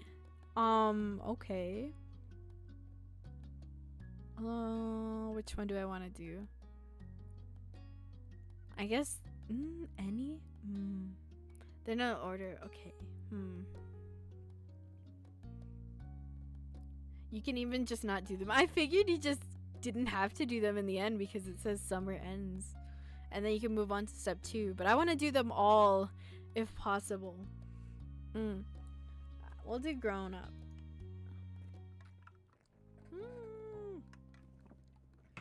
On one sweltering summer day, you were in your living room with Cove, listening to the sounds of the birds chattering outside the window while you lay across the rug floor. Cove's dad had dropped him off earlier, and your moms had left the two of you along with Lizzie to play amongst yourselves. It had been too hot to go outside in the afternoon, at least according to Mommy, so your sister was starting to get impatient waiting for her golf class that evening. The three of you had trouble finding something fun to do. The beach and the playground were off limits, and you felt that it was too warm for anything like playing with your fuzzy toy animals. Then suddenly, a light came to Lizzie's big brown eyes, and her smile spread out wide across her face. And having an idea gave her a new wave of energy. Since we're stuck inside, we should be adults. They don't play outdoors anyways. They're always inside and telling everybody they're too busy to play. Why? I said, why? And it'll be fun. What do they do inside that we don't, besides use the phone a lot? Exuding a small huff, Lizzie decides to ignore Cove. What do you think? What do I want to do? Cove said that doesn't sound fun. I bet. I don't know. We should play grown-ups. What does that mean? I don't know. Please, Lee, when have I ever had a bad idea? Whenever we play with you. Oh, I wasn't asking you. Okay. I'll stay. I hope this is fun as you're promising it'll be. Lizzie looked at you deadly serious. It is the most exciting idea I've had all week. Satisfied that neither of you were about to bail on her, Lizzie thought over her options while you watched. After a few seconds, she clapped her hands together and beamed, apparently having settled on something without asking either of you. Okay, I'm gonna be a professional golfer. Lee, you and Cove can be a beach volleyball player and a gymnastic or a tennis player. Why can't we pick anything we want? Because I have a fun idea. That's why. And we have to play sports as adults. Yep. But there are other kinds of sports too. Right? It isn't the same. What do you think, Lee? Don't those choices sound super cool? You want to be that, huh? Kind of like those. It really doesn't. Sounds like a blast. Is there anything else we could be? Lizzie stomped a foot on the ground. Nope. Come on. Just decide already. Knowing Lizzie wouldn't let this go anytime soon, you sighed. Cove was not impressed with Lizzie's attitude, though he didn't bother talking more about it for now. You thought over the list of possibilities: beach, volleyball, gymnastics, or tennis. Out of all of them, you prefer to play gymnastics. Have y'all watched the new gymnastics anime, Bakuten? My god, Shotaro is literally the cutest. He's so tiny.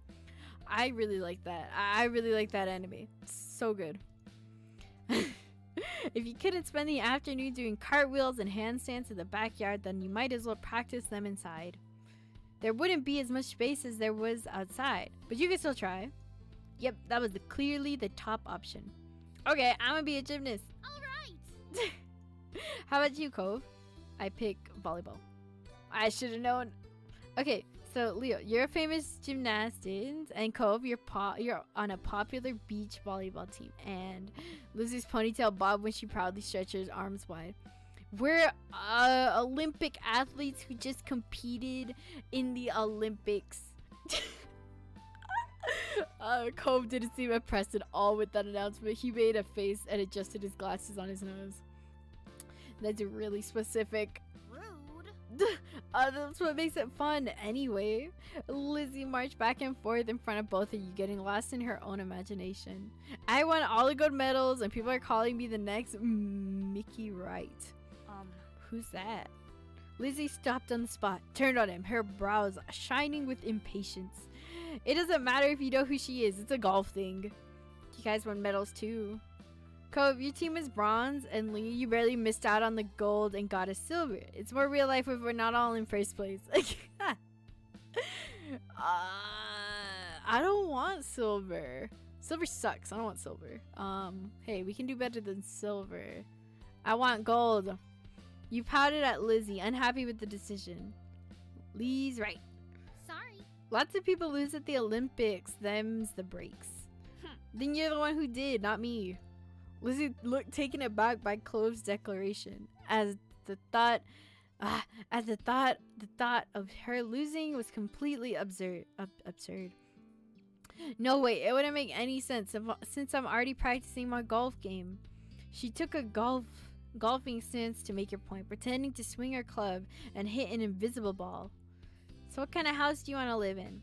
Cove hadn't changed his mind about winning, but thinking about where he'd live as an adult appealed to him, apparently because he looked back at Lizzie with some sort of anger fading.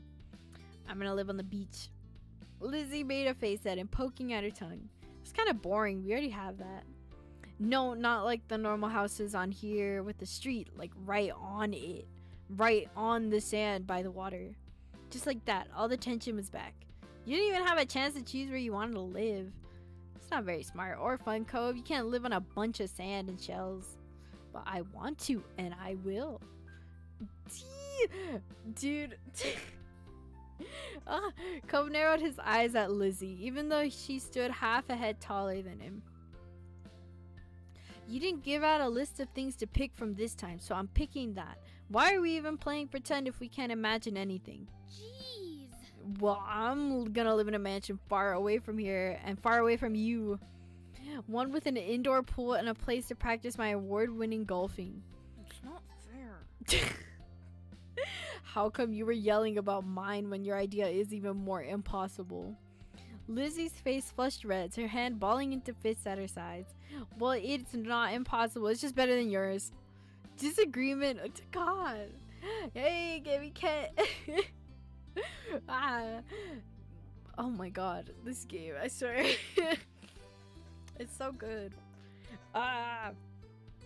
Disagreements always seem to crop up when the two of them were together. You always felt like you were stuck in the middle.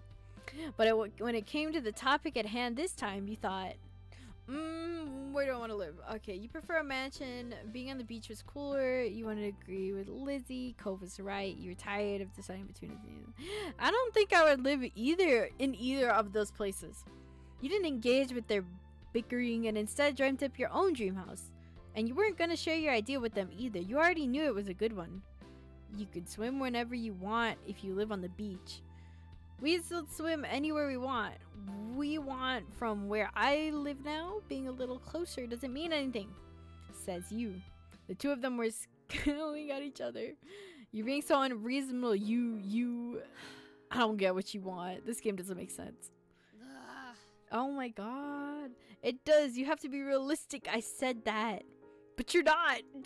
You had no idea what to do to make them stop at this point. It seemed like the two of them would just keep working each other up as long as they could.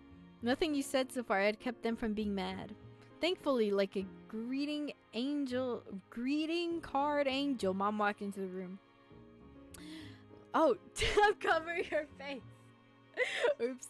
Hey, Lizzie rushed over, hanging onto the hem of her shirt, poking out her tongue at Cove. Lizzie, Leo, it's time to ready to go. Wow. Sorry you have to leave already, Cove. Their mommy said she'll walk you to home, so you won't be left in the cold. Cove was still glaring at Lizzie, his face flushed with anger. I can go by myself. But oh, there was still a large edge to the brief farewell, but you knew it wasn't you he was mad at. Without giving Mom a chance to stop him, Cove stood up and stalled out of the room, shoulders drawn tight. Huh? Okay. Worried, Mom turned down to look down at you and Lizzie. You two were playing nice with our new friend, weren't you? I'm telling the truth. We were playing pretend and things got intense and they were like cats and dogs. Your sister's jaw dropped, looking betrayed as Mom put both hands on her hips. I don't know, man. I would snitch. She's being so rude. Elizabeth, I told you to be kind to him. He's having a hard time right now. Lizzie's mouth closed back up, replaced by a tiny frown. I know I tried, but he was. That's No. enough. Ooh. No buts. We both know you can show someone a great time when you put your mind to it. We're going to apologize to Cove and his dad over the phone when he gets home from work tonight. Lizzie hung her head, dragging a foot across the ground in front of her. Okay, Mom. Good girl. You caught pieces of Lizzie sulking to herself about how it was his fault too, but it was over. Alright, we better get a move on. Let's go. Let's go, kids. Noelani? Noelani. I can't say that name. Where'd you leave the car keys? Wow, this is a nice... This is clean. This image is clean. Okay, Mom hustled you all out the door. You noticed during the car ride to golf practice that Lizzie was quieter than usual. She was usually the first one to request which music to listen to in the car, but she didn't say anything. Your parents noticed that she wasn't in the mood to be bothered. They gave her space, and Mommy just asked you what you'd like to listen to. Your favorite song had always made the car ride more fun. You chose the soundtrack to a cool movie you saw. You chose the song. No, I'm playing Luna. Eventually, Lizzie came around and started singing along with you. Hey! We sing it high together. You both knew all the words, and your mom even sang along too. Oh my god. When the car ride was over, you spent the twilight hour watching Lizzie hit things with the other girls her age. You didn't know much about golf, but you could tell she really liked it. So you sat with your moms and tried to puzzle it out. It was nice sitting outside after being cooped up in the little house all day, and you stretch your legs out with the last few minutes of sun warm your skin. When the sun was finally out of sight, dipping behind the horizon, you all got ready to leave. Instead of going straight home, your mom took the family out to dinner. You went to a restaurant and you had all been going to ever since you could remember. The whole afternoon had been a bunch of shouting and you hadn't been able to stop. But you could kind of tell that this helped Lizzie be less angry. The car ride home was quiet, with only the radio providing escape from silence. Lizzie had been in better spirits now, but the closer you got to your neighborhood, the more she wiggled in her seat and frowned out the window. She knew what was coming. When you got back home, clearly she was dreading it. Soon enough, Mom was turning to your street, then reversing into the driveway. When she cut the ignition, it was dead silent. No one spoke, only unbuckling their seatbelts and opening the doors. Lizzie with the last one out. She just doesn't want to apologize, even though she's wrong. Once everyone was inside and had done taking off their shoes, she propped her hands on her hips. So, Now then, Mr. Holden's car is in his driveway, so he should be back from work. That's good news, isn't it, Elizabeth? You and Cove can hash things out before the day is done. Lizzie didn't complain or put up a fight. Her head ducked so she didn't have to meet anyone's eyes. She nodded. Good, let's move this to the kitchen. Mom went over to the house phone. The rest of you followed behind her. Mommy put a gentle hand on Lizzie's shoulders as they walked side by side. You watched them from the back. This was only happening because you told on Lizzie. It was her fault for doing it in the first place. I didn't regret it. You frowned to yourself, recalling how Ko had left in such a bad way. Lizzie better apologize. Grudges are no good. For real. She was being so rude. She was like, let's play pretend. Let's play, like, imagination games. And then she literally, all Cove said was, I want to live on the beach. And she was like, that's unrealistic. Whatever. Hopefully time and Lizzie's pending apology would raise his spirits and smooth things over between them. The four of you stood in the kitchen in a lopsided square. All eyes were on Lizzie, who kept her gaze on her feet. Hey, she is so... I love the moms. You remember the number for Cove's house, don't you, honey? Lizzie jerked her head in another nod, sullen without further prompting. Blech. She stepped forward and she began to dial. Ooh, nice phone. Mom reached over and pressed the button on the base. Suddenly, you could hear the phone ringing. She turned on the speaker. The phone rang a couple of times and stopped. Mr. Holden's warm voice came through the other end. Like, pretend it was the best thing. It was really, why am I blocking his face? Can I just, like, look at that? He is very handsome. Why is my... Lizzie looked over at Mommy, unsure. She nodded encouragingly.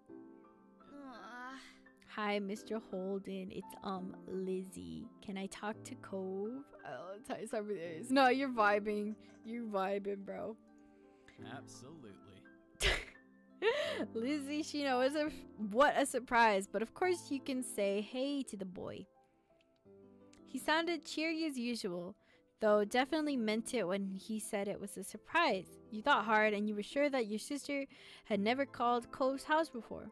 Mom spoke up before Cove or Lizzie could say anything more. Her arms were crossed over her chest, her lips pursed. Hi, Cliff, Noelani, Leo and I are here too. Good evening, we're sorry to bother you so late. Hello. Hello. The gang's all here, huh? Is something the matter? His voice grew a bit concerned. Myers was quick to reassure him. No, well, yes, but it's gonna be okay. Lizzie and Cove got into a bit of a fight today. We were hoping that the two of them could talk and make up. Is this a good time for you and Cove? What? A fight? Cove didn't tell me anything about that when I came home. It does explain the funk he's been in tonight. He chuckled lightly. Despite that, it didn't seem like he really thought it was funny. Anyway, it's good you didn't catch us at a bad time. I'll go grab him for you. There was something shuffling on the other end. He must not have gone far because you could still hear him calling out. Cove, there's someone for you on the phone. After a beat of silence, there was more muffling talking from Cove's dad. But Lizzie's called just so she could talk to you. Are you sure? Lee's on the other end listening too. Don't you want to say hi? It took a bit of back and forth, though the conversation seemed one-sided since you couldn't hear Cove properly. Eventually, Cove took the phone from his dad. Hi. Hey, it's Lizzie. Yeah, I know, my dad told me. Cove's tone was defensive. Lizzie turned to Mom, scowling. One stern look from her, though, and Lizzie turned away. Sorry. I just called to say I'm sorry for not playing nice with you today. I won't do it again. Lizzie's eyes were downcast, her voice low. You could tell she felt uncomfortable apologizing to Cove in front of everyone. She was still being genuine about feeling bad. Cove must have realized that too because he sighed quietly. Me and Lee should get gold too. That's right, Lizzie had kept denying you two what you deserved. Lizzie was momentarily stunned by the silence, by the demand. She probably forgot that even happened already. Alright, we all win gold. Okay, I guess I'm sorry too. A sense of relief washed over everyone at his acceptance of the apology. Mom uncrossed her arms while Mommy's shoulders relaxed. Lizzie's eyebrows raised up. You wondered if she thought that he'd refuse her apology. Dad, can I get off the phone now? You couldn't see him, but it was obvious that Cove felt awkward about the situation. He had come off uncomfortable the entire time, really. Yeah. Kids can be wholesome. They can be really wholesome. Yeah, you can go back to your room if you want. Be sure to say goodbye first, though. Bye, Lizzie. Bye. Bye. He sounds so nice. Bye, Lee. You picked up at the mention of your name. He smiled even though he couldn't see it. Bye, Cove. With that said, Cove must have handed the phone to his dad and left since Mr. Holden spoke up. That's a relief. All's well that ends well, as they say. Thanks for arranging this. I'm sure he appreciates it. As Mom replied, Lizzie tugged on Mommy's hand to catch her attention. Can I go now too? Good job. Sure, sweetie. Thank you so much for apologizing to Cove. Mom flashed a brief smile at Lizzie and nodded her agreement. Given permission to leave, Lizzie scruffled off towards the stairs. She seemed to be feeling much better after the incident behind her. Mom and Mommy returned the phone, taking it off the speaker. They continued talking to Mr. Holden. You couldn't tell what about. You were glad that it was the end of it all. Lizzie and Cove might not get along and probably still won't, but they weren't mad at each other anymore. Mom and Mommy weren't upset either. Everything was finally back to normal. With that thought, you retreated to your own room with the spring in your step. Cute! Ah! I forget about the saving. I need to... one of these days, I'm gonna type something illegible. I swear it'll look like I struck. You're vibing, bro. Dude, I've been smiling this game. I've been smiling at this game so much. My cheeks are so, like, tired from smiling so much. But it's so cute. I can't. Ah! It's such a cute game. Okay. I don't know if I'll do the DLCs today. Maybe. Kind of want to get through the rest of these today. It's not... I usually don't end until, like, I don't know, 10. So I want to get the rest of these today. Ah. But it's a lot of reading. Ah. Let me see. It was another scorching summer day. I just realized that's Smiley too. It's really cute. It was another scorching summer day, the kind where no sooner had you finished one cup of water, you were already filling it up again. Everyone else had something on, so the afternoon was just you and Shiloh. This didn't happen much, especially since Cove had arrived. Without Lizzie around, Shiloh looked to you for all the answers. It made you feel pleased. DLC also lets you romance more than Cove, I think. I saw one of the DLC ones called Runaway, and I was very, like, interested. I want to know what's up. You might not be in double digits like your sister, but he was only 7. Being the oldest and getting to be the leader was a nice change of pace. Shiloh is so cute, but I'm so interested in the game you guys are talking about. Like, I want to play it, like, right now. Because I really like Shiloh's design, but the fact that, like, you said every decision matters in what is the game called? Like, blood something? Like, the name is already blood droplets. I'm like, what? Is this like a... I'm curious. You drained another drink and frowned at the empty vessel. Your thirst was gone, but you still craved something icy cold and refreshing, something sweet, something like a popsicle. You wanted something fruity and brightly colored. There was nothing like that to be found at home. How old are all these characters? They look pretty young. They're like 8 years old. I know that, like, Cove and me are, like, I think 8 years old. Lizzie, the older sister, is, like, I think, like, 10 or 12. She's in double digits, so older than 10, right? There you go, and 8 is Shiloh. Yeah, there you go. There was nothing like that to be found at home. You knew that without needing to look. Your moms didn't, 8-year-olds rise up. Your moms didn't, keep sweets in the home. Oh, Lizzie's 10. Okay, Lizzie's 10 then. Outside, there were plenty of places where such goodies could be obtained, but there are shops and demanded payment in exchange for their product. You asked Shiloh for help. Your voice predicamental. You sigh. As much as you really wanted that treat, it wasn't gonna happen. What's wrong?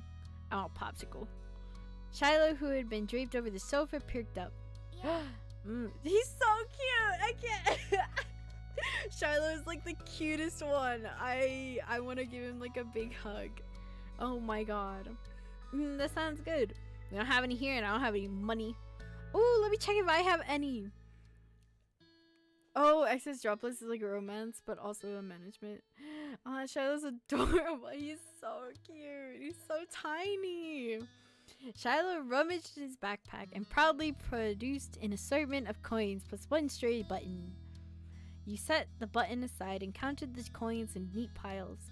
Just over $1. You announced this to Shiloh. He almost certainly came to the same conclusion. He had been watching over you expectantly. Blood Droplets is like chibi versions of the 6 characters. I'm just purely romance and horror. Yeah, that's the thing. That's the shocking thing. The fact that this game is so wholesome. This game is so cute, wholesome, perfect. And then you hear about Shiloh being in this other game about like horror and romance, and it's just like, hello, what happened? What happened? Oh my god. It's a start. Kind of cracked version. Oh. Shiloh beamed at you. We need to find some more. Okay.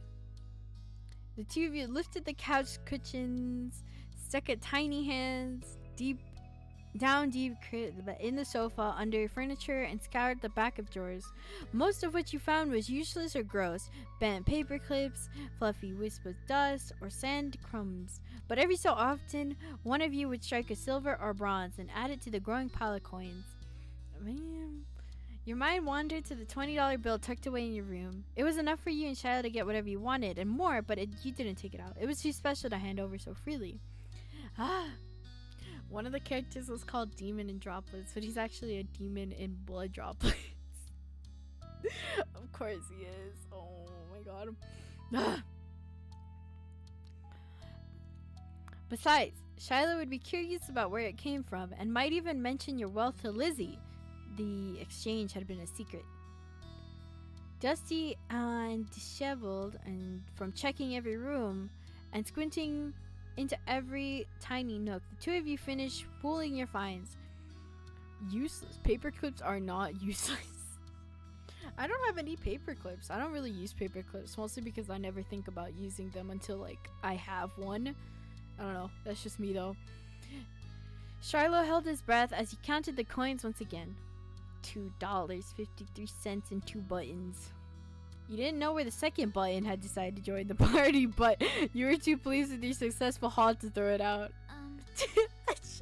Knowing Shiloh picked up a button, thinking it might have been a coin, is so cute. Is that enough? You figured he knew the answer, but you appreciated him recognizing your authority on financial and ice cream matters. You straightened up before making your pronouncement. Yeah, we got enough.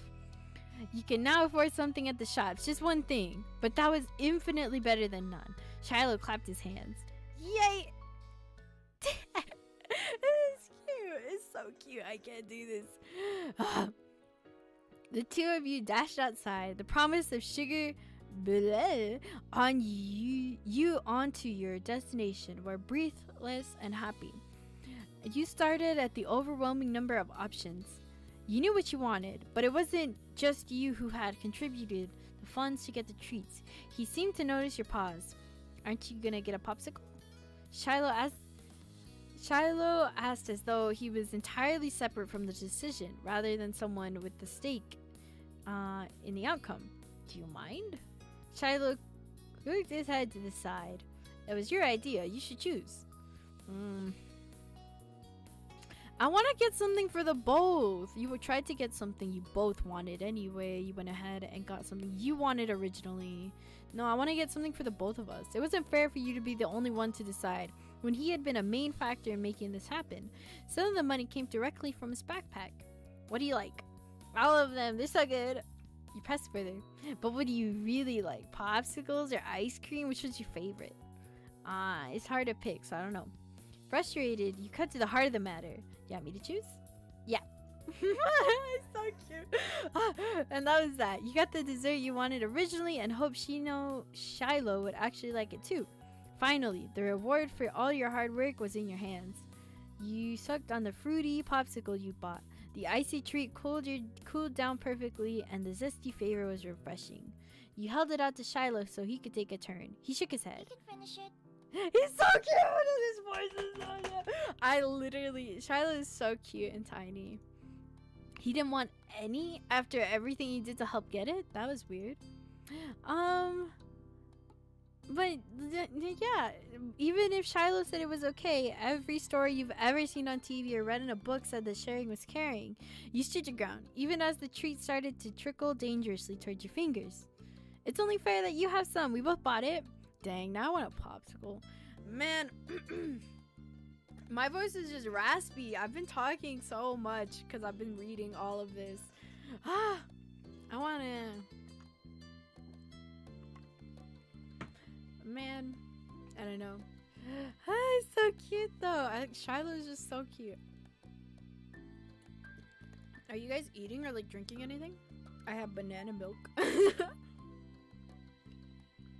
Banana milk is so good. Ah. Ah. But you want it more than I do, and getting to play was a lot of fun in it already. So you can have it. It's more fair. You held it out to him. I want you to have some, even if I wish to finish it. So eat your parts. Relenting, Shiloh took the treat and gave it a taste. His eyes lit up. Thank you. He's so cute! It's really good, thank you. You smiled, pleased with your good deed. You picked the best one. Did he mean that? Shiloh was always nice no matter what happened, even if he hated it. You knew he wouldn't say no, so maybe he thought it was gross and that's the real reason why he didn't want some. He had no idea. You studied him as he ate a little more. I am a milkshake taco flavor. It's weird, too sweet, but it's pretty tasty. Ah, this sounds nice.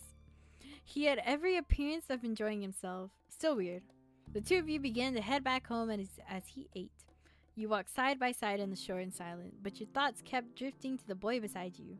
Why didn't he speak up for himself? It was almost as if Shiloh didn't know how to say what he felt, or he was too afraid to. You thought it was kind of sad? Are you scared of me? You figured that was his problem and didn't care? Are we friends?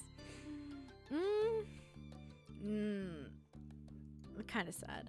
Not being able to talk with people isn't fun, and you didn't want to be the kind of person who was scared to tell. You didn't want to be the kind of person people were scared to tell their honest opinion to. You considered asking Shiloh about it, but if he couldn't give an opinion on something like ice cream, then he wasn't gonna open up about this. You hoped for the best. Maybe you were wrong, or if you were right, maybe you feel better about it soon. Shiloh's just a god putting Leo to the test. I meant to put like, okay, so like what happened is that I type Lee as my name, but since they have like this voice bank, I picked Leo since it was like the closest thing I thought. But then because I accidentally clicked the voice bank thing after, it like reset my name as Leo, and I was like, ah. So that's what's happening. Shiloh made you unsure about setting the table on the experience of spending the afternoon with just him. There had been good times and there had been confusing ones. You're positive of one thing at least. The treat was delicious and that was nice. The sun was low on the horizon as you returned to your neighborhood. There you spotted two familiar figures up ahead, Lizzie and Cove. You opened your mouth to make your presence known to them, just as you saw the tears on Cove's face. What? Hey, why is he crying? It's Lizzie again! Literally, stop making this tiny man cry like every 2 seconds. Oh my god. You walk straight over, Shiloh at your heels. Once there you... What happened? Without a time machine, the only way you were gonna find out was by asking the witnesses.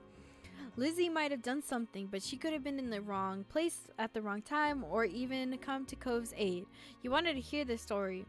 Cove, what happened? Leo. I got yelled at. He took a deep sigh. He took a deep, steadying breath. Some grandparents got mad at me. What did Lizzie do to Shiloh? I don't understand what Lizzie did to Cove, but me and Shiloh just kind of... Wow. Lizzie jerked her head in the direction of the nearby house. Your heart sunk. You knew exactly what had happened. Every year, the same mean old couple rented out the same condo for the summer. You, Lizzie, and Shiloh knew to stay away from them, but Cove couldn't have. They're like that with everyone. Even your mom struggled to find anything nice to say about them. But the elderly pair particularly took offense to kids. It didn't matter if they were really nice like Cove. Yeah, Lizzie said.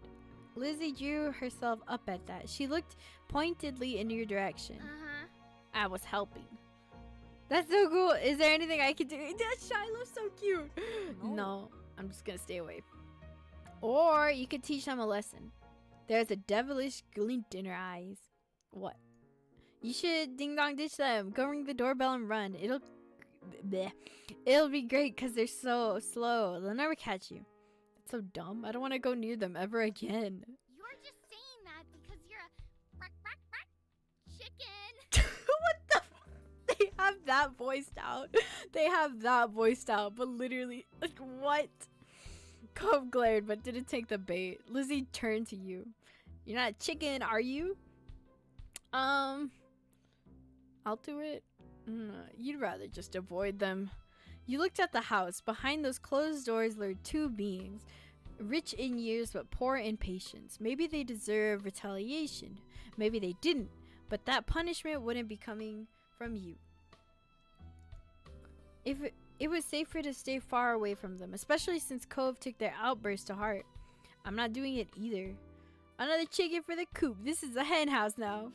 If we're really chickens, you're a lizard, Lizzie. Damn! She wagered her tongue at his face. Still better than being a bird brain. Chicken. The condo door opened, revealing one of the two culprits. The old man's wizened face was setting in a scowl, which was to say he looked exactly like he always did when you saw him. Maybe that was his normal face. What are you guys doing loitering outside my house? Jesus. I wonder what that couple went through to not like kids. Like, jeez, for real. I don't know. Man.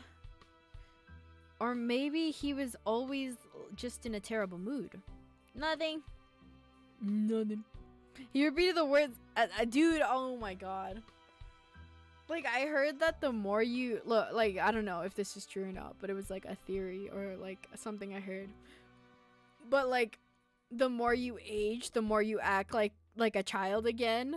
And it was just kind of like proven by him mocking this like tiny girl. Like, come on, man. What? He repeated the word as if it was the greatest crime anyone could commit. Nothing good, more like get lost. It wasn't as if he owned the space outside the house, but Cove's eyes, still red from earlier tears, were wide. You thought it would be best to heed the old man's command. Lizzie took off with Shiloh immediately trailing after her, without so much as a glance back in your direction. So much for your friendship. You waved your arm at Cove, summoning him to follow you, and ran after Lizzie. The old man's hollers propelled you all from the street to the sanctity of the hill. Only once you were safe did you notice the stitch in your chest and the ache of your legs.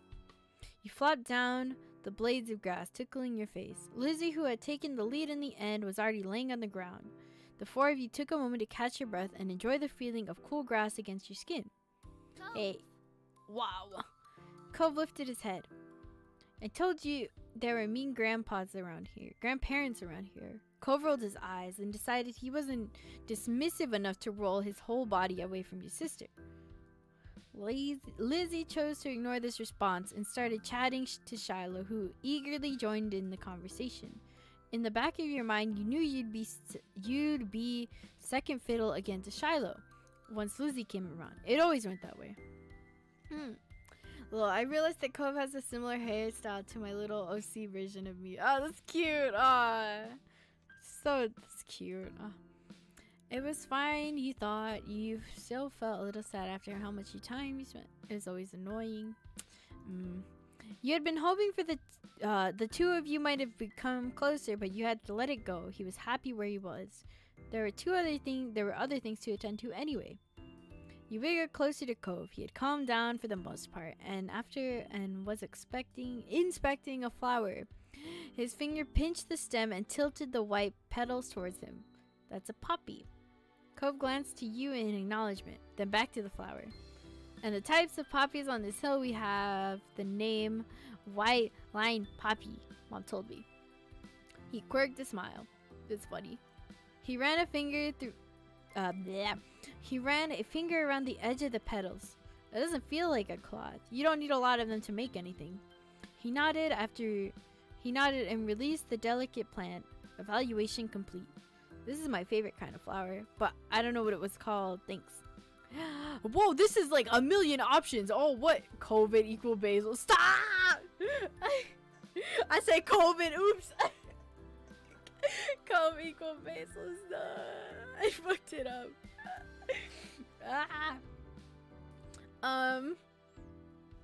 Let's see.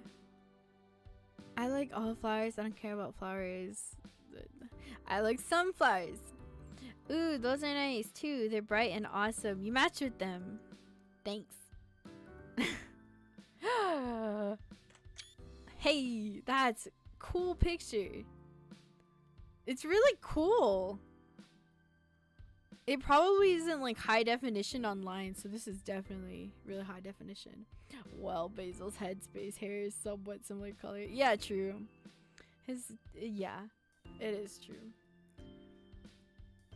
You moved to the back with a small smile and looked at the darkening sky. The blanket of clouds reminded you of a thick throw you curled underneath on cold, rainy days. You wondered if the clouds would be soft, then lazily floated on by, splitting from each other, merging and morphing into new shapes.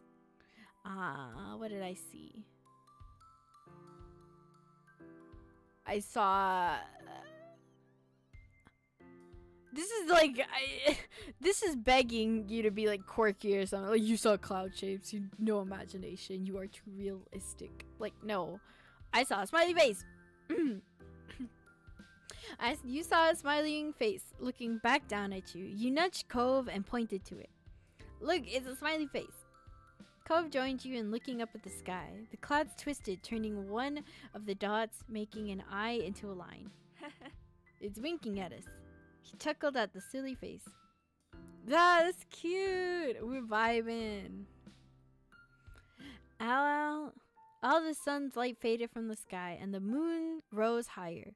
Lizzie got to her feet, dusting strands of grass from her bare legs, and surveyed her surroundings.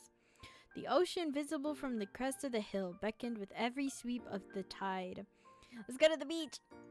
There was no argument from the other two. Shiloh was still Shiloh, and Cove would never say no to going to the shore. He was a child of the sea.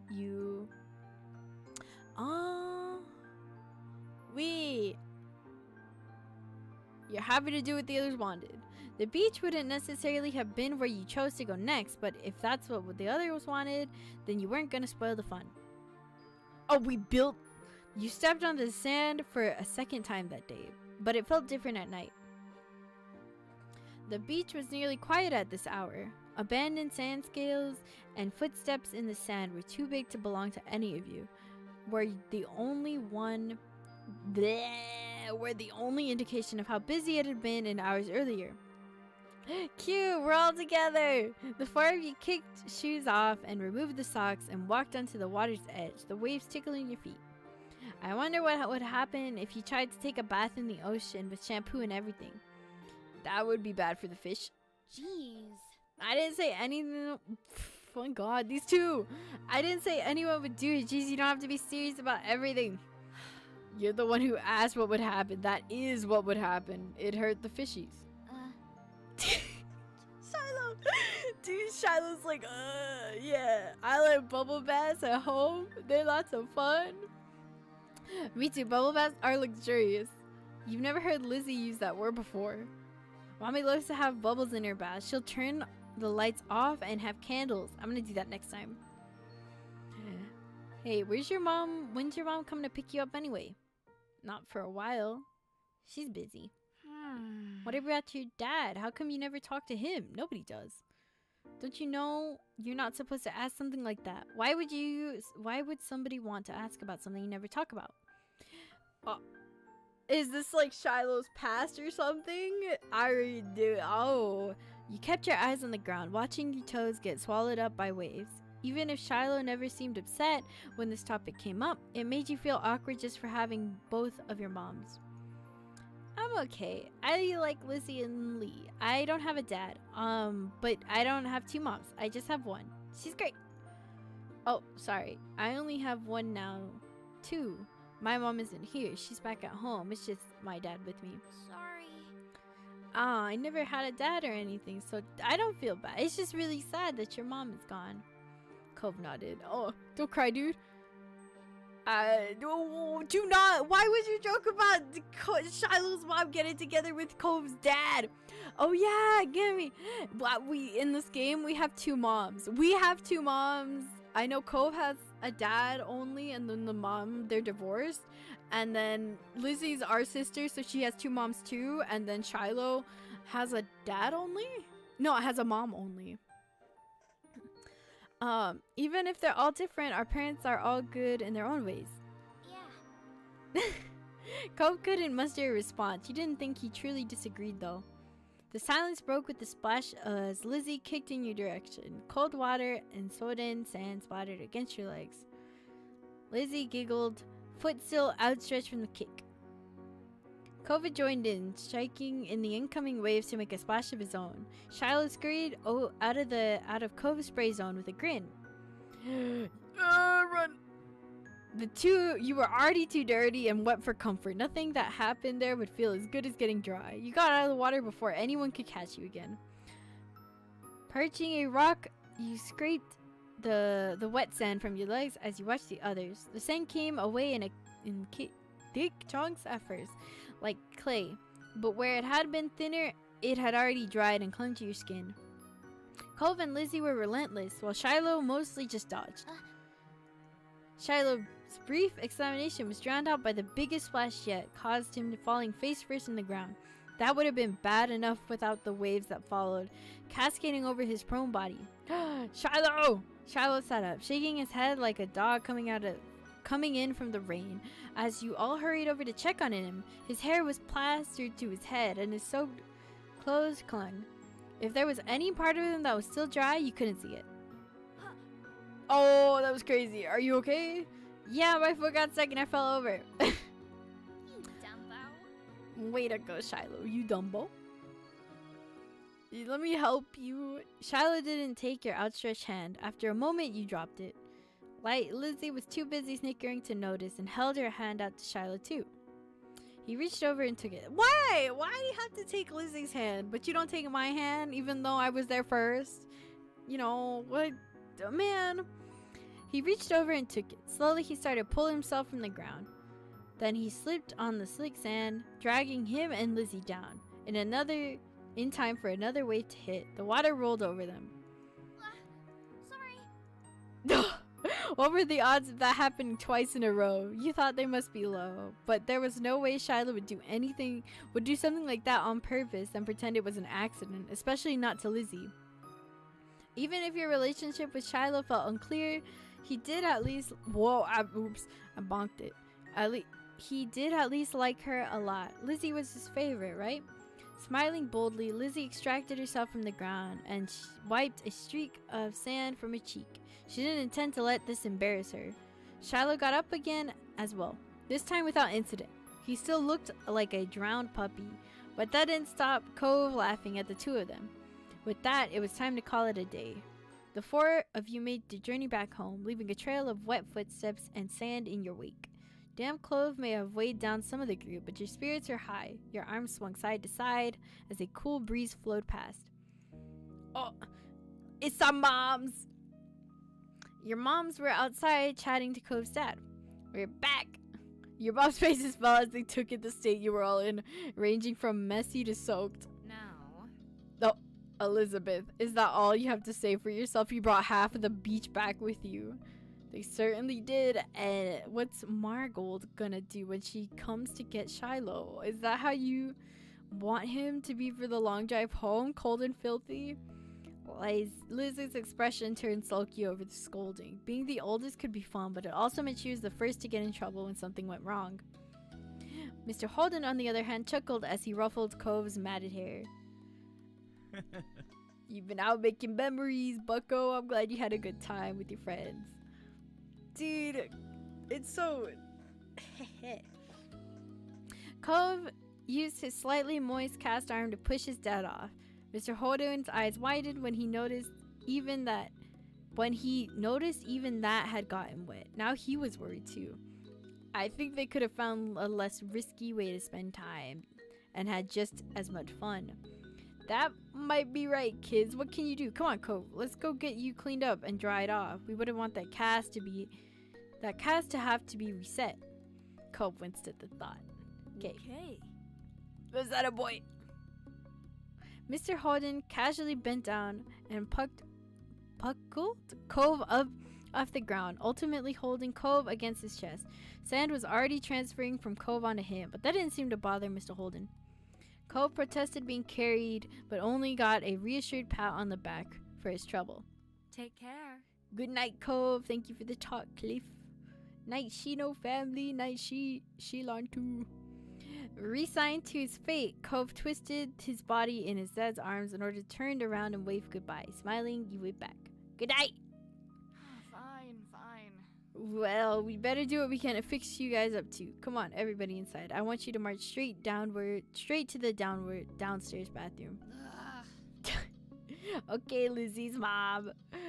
I should now be saying attaboy excessively from now on, bruh. Don't worry about stopping to wipe your feet on the mat this time. That won't do much to you. Good night. Sitting on an old beach towel your mom had found for you, you waited in the hall. Unless you were less sandy, you weren't allowed to go to your room or walk around the house. But you did get to eat a sandwich for dinner there. It felt like an indoor picnic. It had been decided that Shiloh would wash first and borrow some of your clothes. He was already finished and packed away in his mom's car. Miss Fields had come to collect him a little while ago. It was a bit funny It was a bit funny of an experience to see him without that hat on for once. Wow, give us a picture of him without his tiny hat. Let me see. Lizzie, being much more soaked than you, got in the tub next. It wasn't a bubble bath as she hoped. This was no fun allowed. Clean up session. At least that's what she claimed. Not much longer it would be your turn. When the bath was done, you'd have to go right to bed. After a day like this, though, you were glad there weren't going to be any further events. Drifting off to sleep sounded like a great idea. Ah! That was fun. That's cute. That's a cute one, though. There's a lot of save files. Ah! Man, I still have 2 more. Should I just do the other 2, or should I wait until like next stream and buy the DLC and then finish the other 2?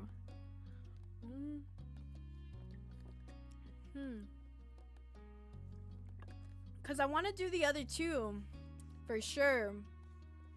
But my God, this is a lot of talking.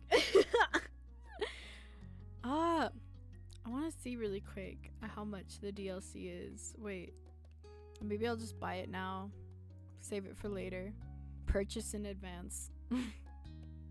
It's a cute game. I can't.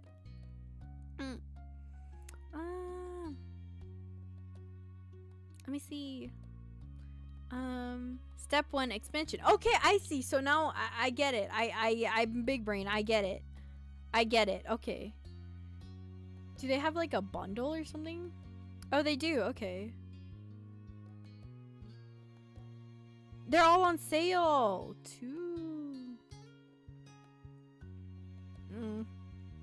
Whatever. Add them all to the cart. Purchase. Easy. It's a cute game. What can I say?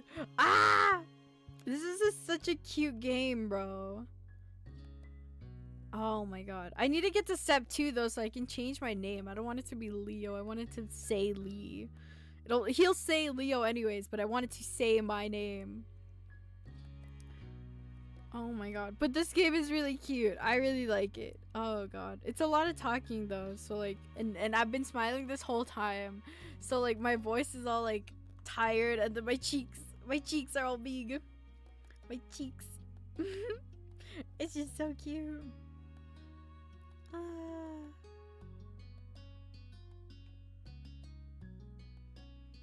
This game is so cute. I just can't do it. This game. Let me see.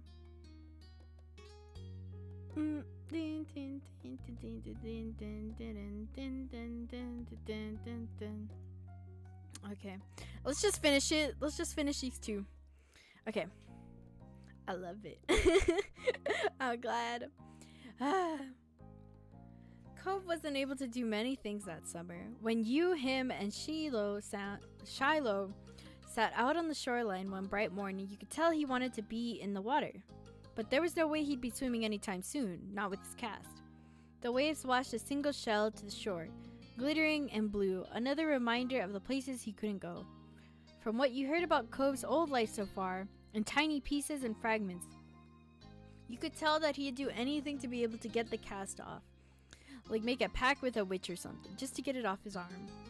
You thought about how his summer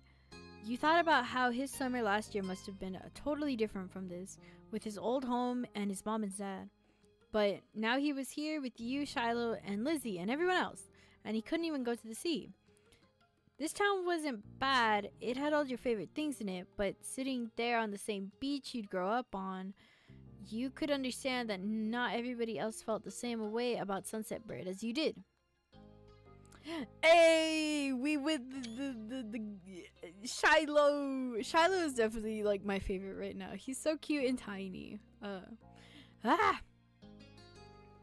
You watched him from the corner of your eye quietly as he finally said aloud what you'd been pondering.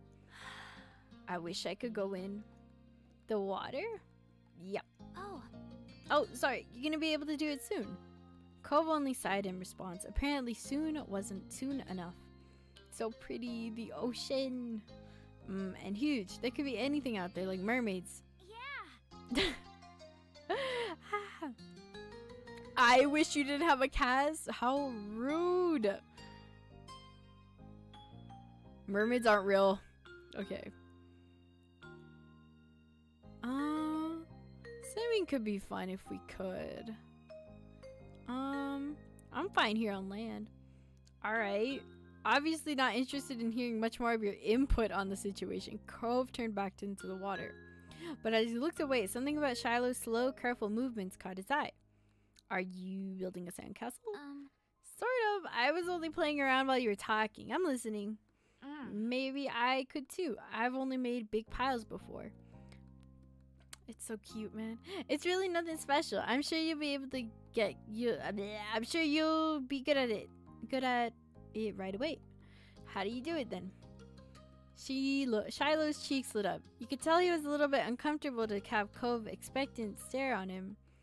I'll play too. I love making sand stuff. Okay. He put his hands back to his seashells and sand and nodded. I don't do it a lot. Here's how I like to get the house started. Shiloh focused more intently than you'd ever seen him, guided Cove through the process. You'd happily use your own method.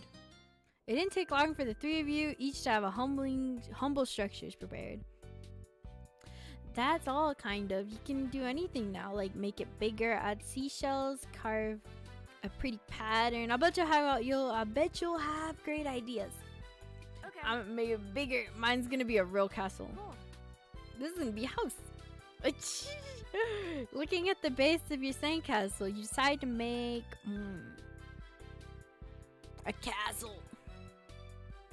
Looking at the base of your where'd my mouse go? Oh, there you are. Looking at the base of your sandcastle, you decide to put a fancy castle. The better part of the next hour is spent focusing on your own work. The boys were the same. Even Shiloh didn't see many peeks at everyone else as he usually did. You finished shaping before either of them did, glancing up from what you'd built. It seems you got done so fast, they'd already searched around for extra decorations. Shiloh had grabbed most of the really interesting stuff, and Cove had a lot of the shells, but there were still options. The first thing you reached for was... I want a bottle cap. It was the best fit for your castle, you decided. And it seemed like the lid from the sports drink that Lizzie was trying to convince your mom to let her try. So you put it in a funny place for her to take a second look to see. Pleased with your result, you finally took a proper look around that wasn't focused on the sandcastle itself. Both Cove and Shiloh seemed super immersed still. You knew you could probably sneak a peek at either one's work. I want to see Shiloh's. Shiloh is definitely the best one out of all three of you at building sandcastles. He was also the smallest, but there were so many glittering debris and carved sand shapes all over the entire building that his effort was obvious.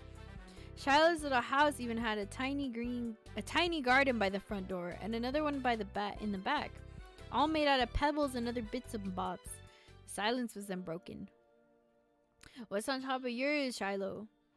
You peeked closer and discovered something shining sticking out of Shiloh's sand chimney. Oh, that's a gum wrapper. It looks like smoke.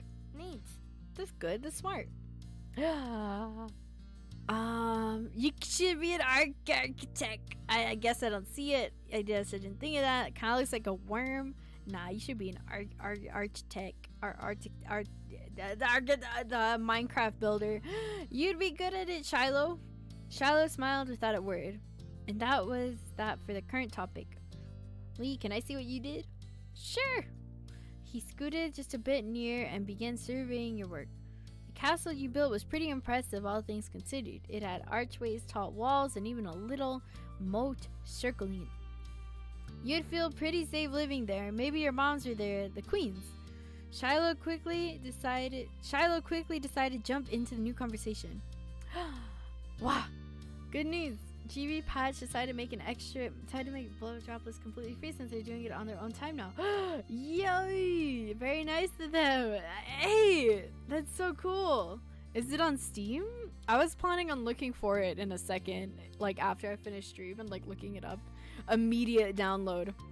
Shiloh quickly decided to jump into the new conversation. Hey Lee, what did you do? This is my castle. Shiloh didn't look so happy anymore. You both big castles? Yeah.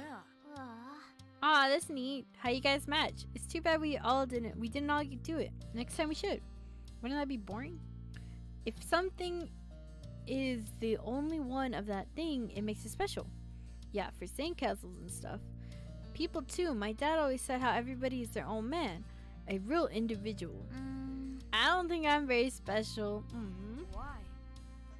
Steam? Okay, cool, thank you. Why not? Nobody else is you. Shiloh simply shook his head. Nah, I'm not different.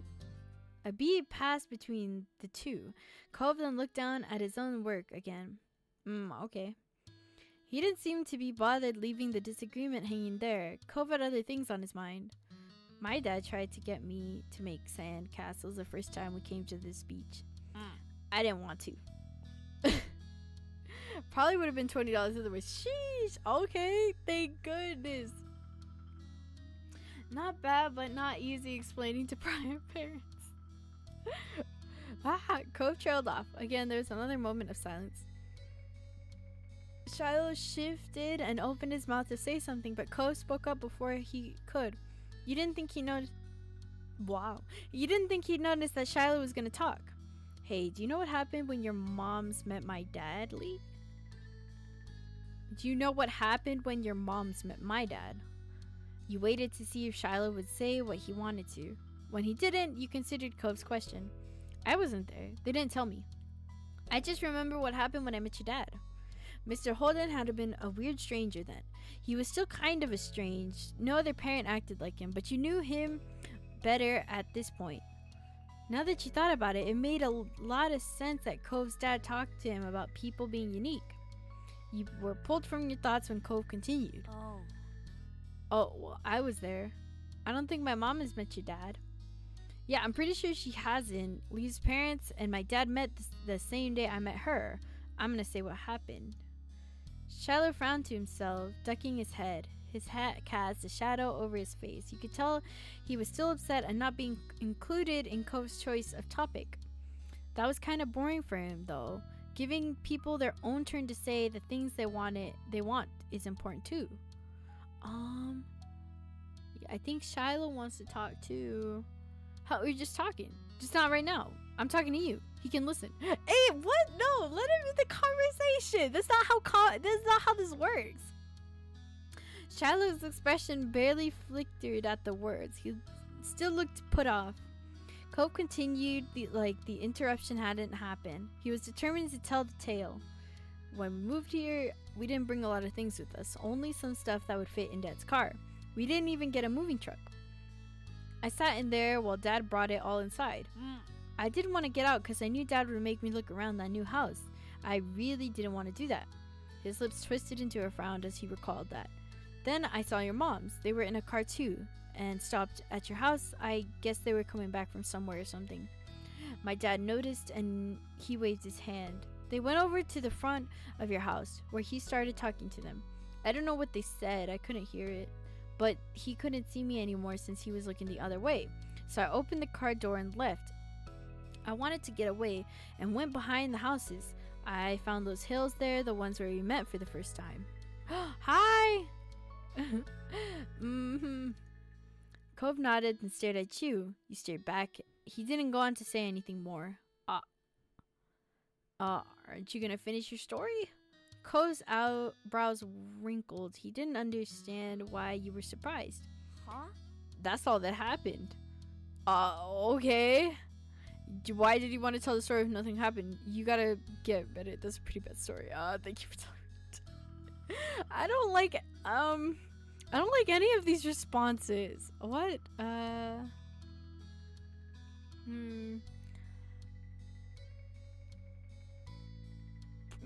Okay, I guess. Why'd you want to? Okay. What is it? What? You said that in a weird way.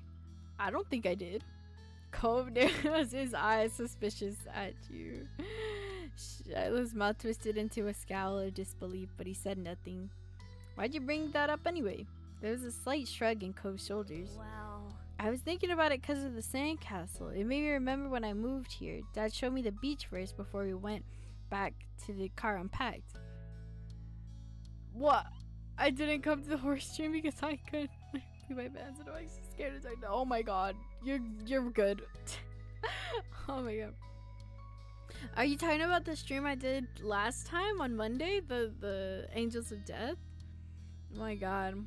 It's more RPG right now than horror if I remember it. Welcome to the fear of the dark game. Fear of the dark gang, for real though. He was really excited about it for some reason. Cove's brows frowned a little more as he quietly ranked his hand through the sand. I get it. You thought maybe Mr. Holden wasn't that excited about the beach and was instead hoping Cove might be. Be right back, I have a class. Okay. But the line of conversation had come to its end. Even Cove was done with it. Some other topic had popped into his head. Shiloh fidgetingly uncomfortably in the sand had made Cove aware of his presence again. They looked at each other and you could only wonder what this might be about. Hey, Shiloh. Yeah? Why are you always turning so red even when nothing happens?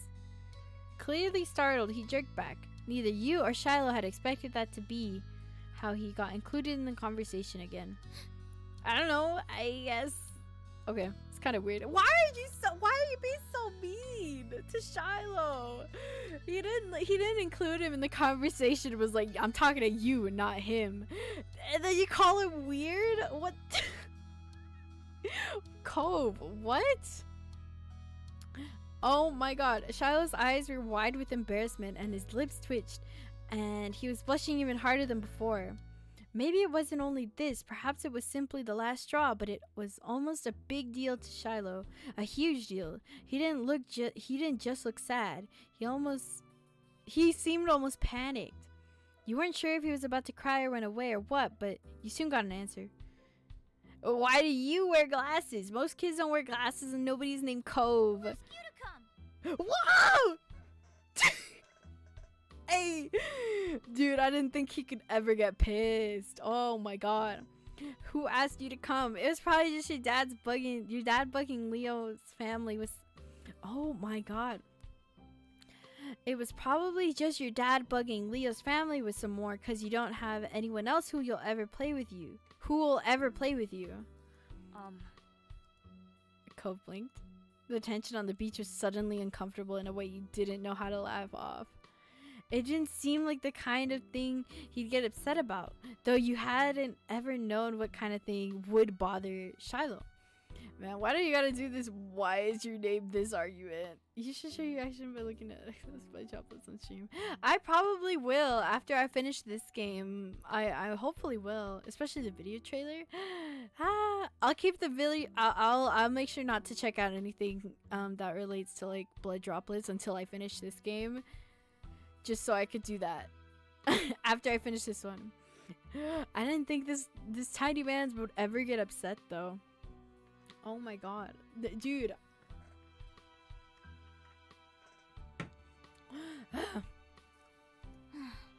I'm sorry. Me too. I was just wondering. Hey! I don't know what to say to these guys. Luna. Oh, let's build another sandcastle. You tried to play on your own. Are we gonna build more? You nervously mess with the sand. Let's build another sandcastle. The day is gonna be over soon. Lee, you're right. The sun is going down fast. You all went back to making more sandcastle, but the whole mood had changed. Shiloh's cheeriness was clearly gone, and Cove looked as confused as ever about why the other boy had blown up. Wow. That hit home, dude. Shing. The air stayed uncomfortable the rest of the afternoon, right up to the moment Shiloh's mom appeared at the beach to take him home. At least you tried to do something to resolve it, though, and it seemed like it helped. I get that. My name is unique. I mean, my real name is absolutely confusing, and I've never seen anybody else with the same name as me. With the same real name as me, so I shortened it to Lee just to make it better, easier. Even though Shiloh's smile when he said goodbye to Cove wavered, it stayed as bright as ever for you. That'd count for something. Okay! Man, I swear. Ah!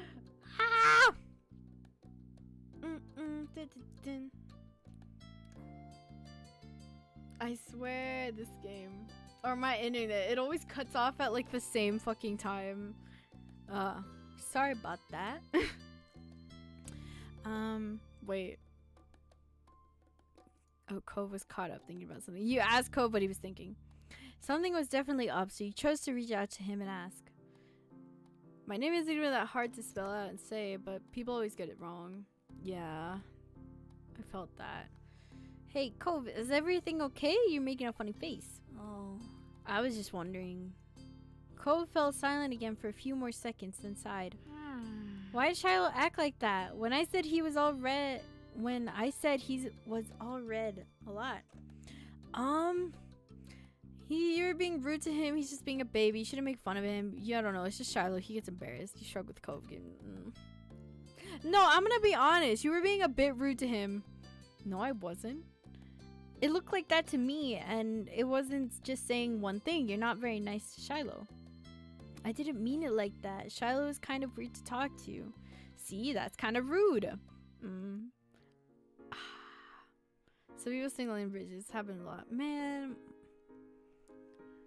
Oh my god. Like, that's probably really annoying. I guess I can get it. Why would he do that?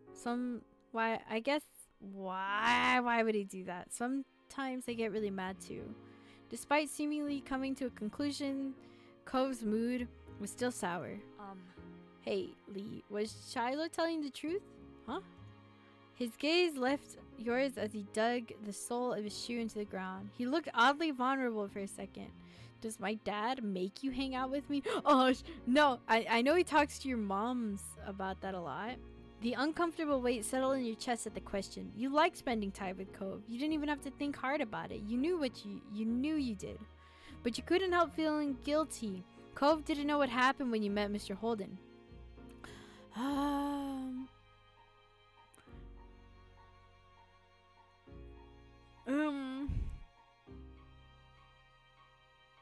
I want to tell him the truth, but I feel really upset telling him the truth. That like his dad was literally like, "Hey, yo, you should take this squirrel and hang out with my son."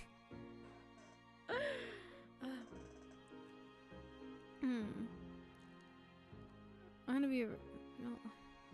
Man, names are weird sometimes, but I don't know, man.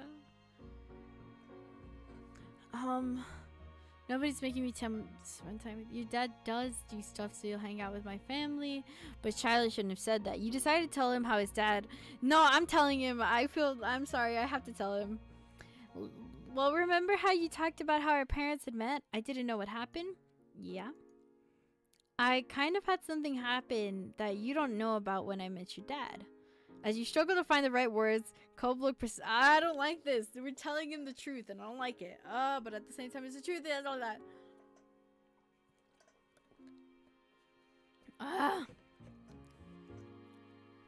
You wanted to turn away, but you kept your eyes on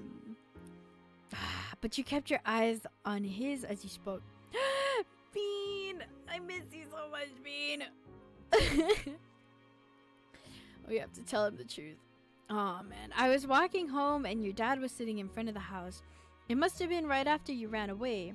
My moms weren't there either. I think they were looking for you. Your dad saw me. He got up and came over. Mr. Holden told me that he just moved to the house next to mine. You completely forget. Oh my god, I felt that. I'm sorry I was gone for so long. No, it's okay. I got you matcha milk. Like, I got you matcha milk tea. I got you matcha milk. I haven't drank the matcha milk yet. Only the banana. But I got that too. Cove was listening, his expression as plain as before. You paused for a second, wondering if she should really keep going. No, I have to tell him. We're already so far. I have to tell him the truth. You told the full story. Even if it was supposed to be a secret, you thought Cove should still know. Your dad thought that you might be lonely here, so he wanted me to be your friend. He said he'd give me $20 if I did. Cove was so still, you thought he hadn't heard you. Then his eyes widened, his mouth fell open, no sound left him. Silence stretched between two of you, so tense that it was almost tangible.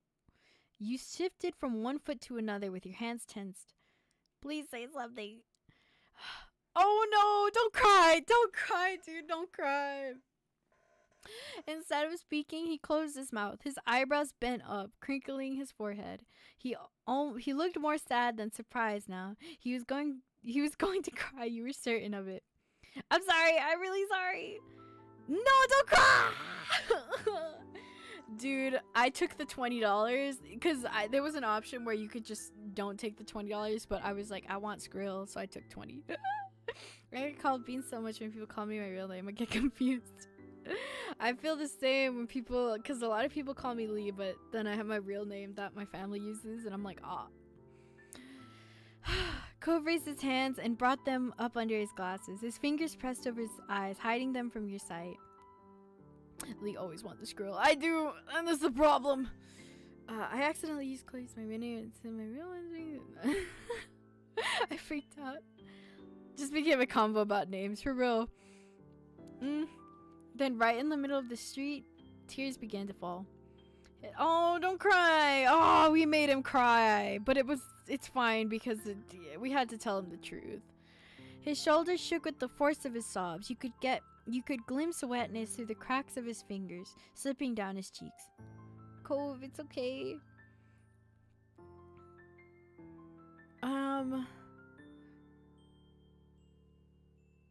Hand on the head. I had to tell him that his dad was trying to pay me to hang out with him. You know, he thinks something else happened. He think I met his dad like when I met him, but no, I met him before that because he wanted to pay me. He paid me to hang out with him.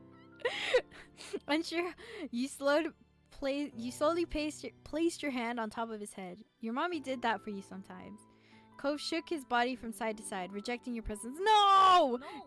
No, go away, no! You placed out the shout as you stood there listening to him cry. You felt... I felt bad about everything.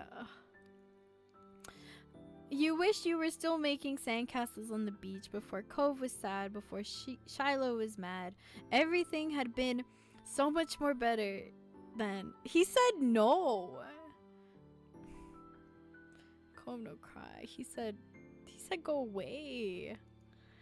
Cove continued to weep with his face covered by his hands. Worse, his voice raised in volume. We were frozen in place. The situation was awful and you kept feeling worse every second. Can I hug him? You stepped up and tried to wrap your arms around him in a hug. Cove squirmed away from you again, though ducking his head. It was a full rejection. No! Don't say that! That's so... You heard a door opening and you flinched, expecting to see one of the mean old grandparents preparing themselves to yell at you. At this hour, most people weren't around either because they were working or down in the town, but the grandparents rarely left the house, except to complain about the children making the noise. He don't want to be there.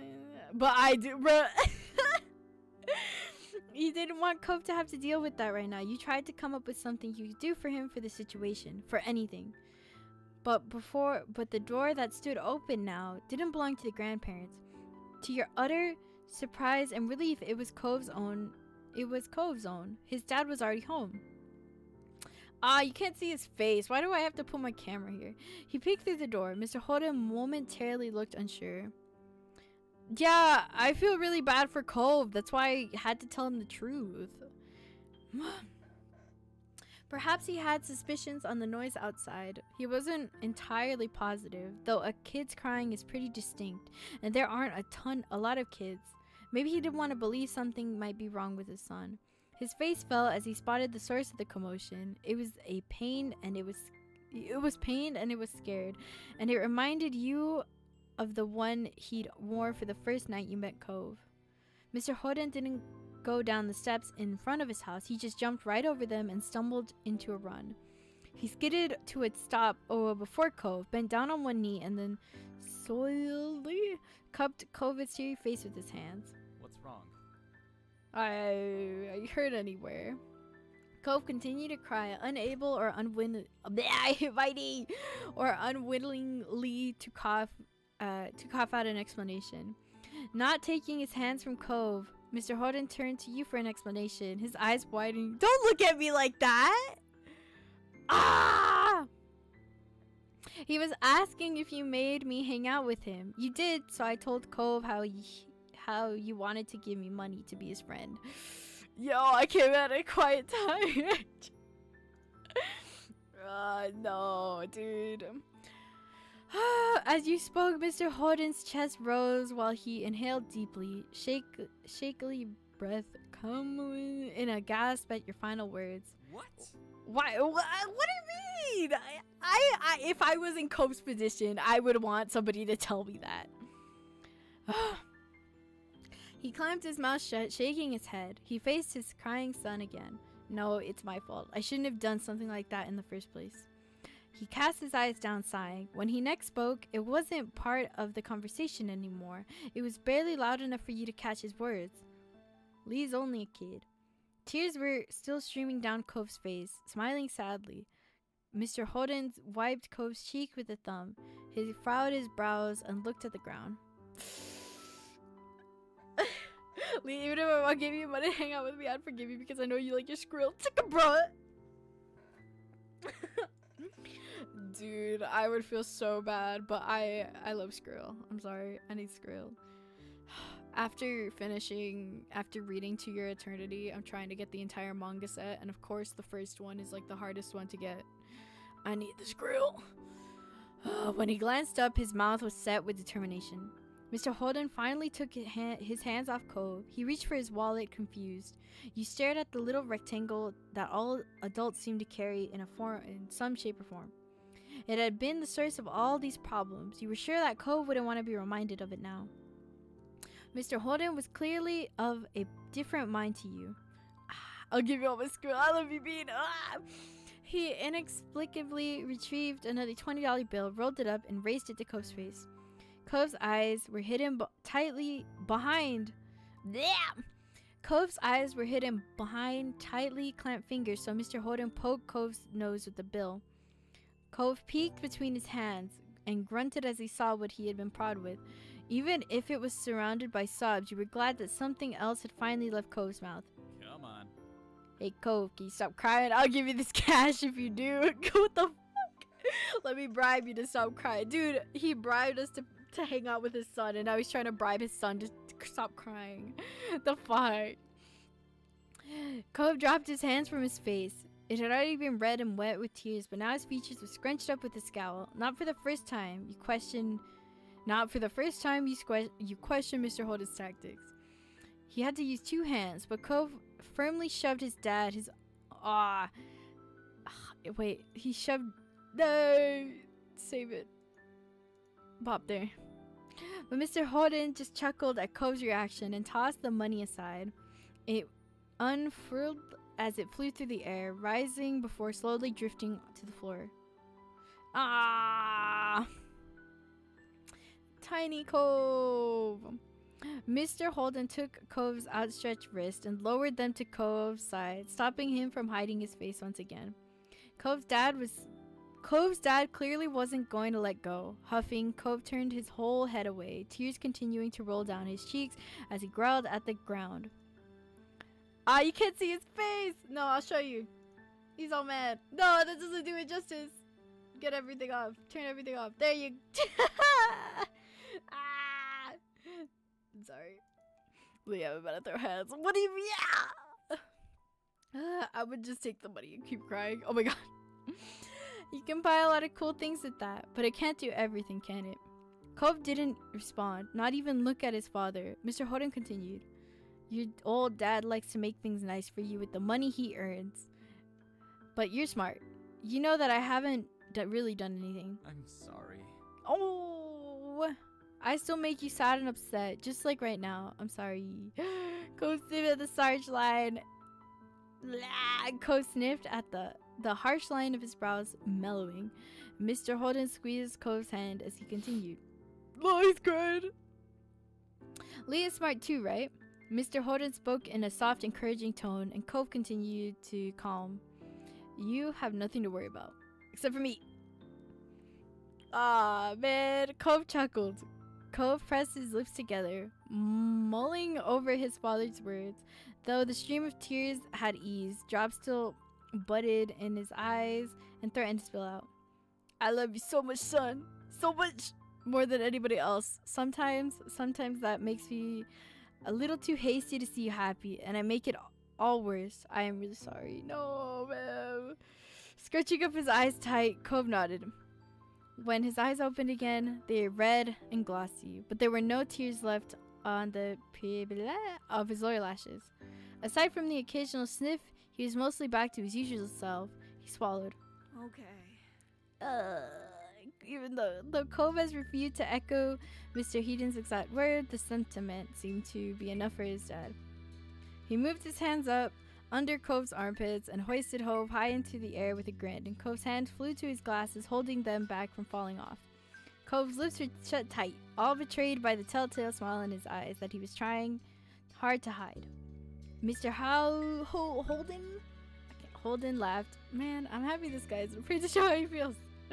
For real, I thought he wouldn't say much, if anything. Mr. Holden laughed, lowering Cove so that he was securely pinned against his chest. Cove looked away, face angled to the ground. Now that his dad could no longer see him, he was allowing himself a smile. Mr. Holden might have missed it, but you didn't. Cove wiggled, pushing a hand against his dad's shoulders. Man, can I go back now? Yeah. Cove's dad has great hair. Wow, he does. Mr. Holden set Cove gently on the ground, waiting until his feet found their footing before releasing him entirely. I have to do something. Wait here. Oh, me? Oh, As Cove wandered away, Mr. Holden's gaze stuck to him like glue. You sighed, eyes downcast. I skipped that. Wait. Oops, I want to wait. No, don't stop it. You sighed, eyes downcast. You felt weird that you only been able to stand there while the event unfolded. You weren't able to fix it. I couldn't make him feel better. Don't worry about it, please. We don't need another tragedy today. He winked, and you weren't impressed. Hey, I mean that. The first part, anyway. There's only so much you can do to try fixing someone else's mistakes. He smiled sincerely at you. You've done plenty for Cove. Just the fact that you were honest with him when his own dad wasn't proves it. That's a relief. Ah, thanks for being such a good kid. I hope you'll keep spending time with the boy. Oh, he's back. As though the sound of his name summoned him, Cove returned, clutching the bill his dad had cast aside earlier. You cocked your head to Cove, and Cove's dad raised his eyebrows. Cove looked at the crumpled note, then walked over and held it out to you. I stopped crying, but I don't want this. You can have it. More Skrill! I get 40? He gave you a small smile. Behind him, Mr. Holden was still watching him. Cove closely, clearly relieved. You shared the feeling. Cove was making peace with the deal that happened behind his back. I'm gonna take it. I'm taking it. I'm sorry. Gingerly you pinched the slip of paper between your fingers and slowly took it from Cove. He continued to smile at you. Gripping the note tightly, you smiled back at him. Though you struggled to find the words for the moment, you knew that this gift was more than the number of pennies it was worth at the bank. It was a sigh of Cove's trust. He believed in you. Thanks for this and for feeling better now. Cove continued to look at you softly, his eyes wide and near. Yeah. You considered using the money to secretly buy something nice for Cove. You still treasured the keychain Cove had once bought you. It would be nice to give him a little gift as a token of your friendship in return. Mr. Holden stood up. Oh, we got an achievement. The deal? The deal? 1. There's more. Mr. Holden stood up, stretching his arms out casually. Well then, it's about time for dinner. Me and the Rugrat need to be going soon. You probably should too. I bet your mom's wanting to see you. Alright.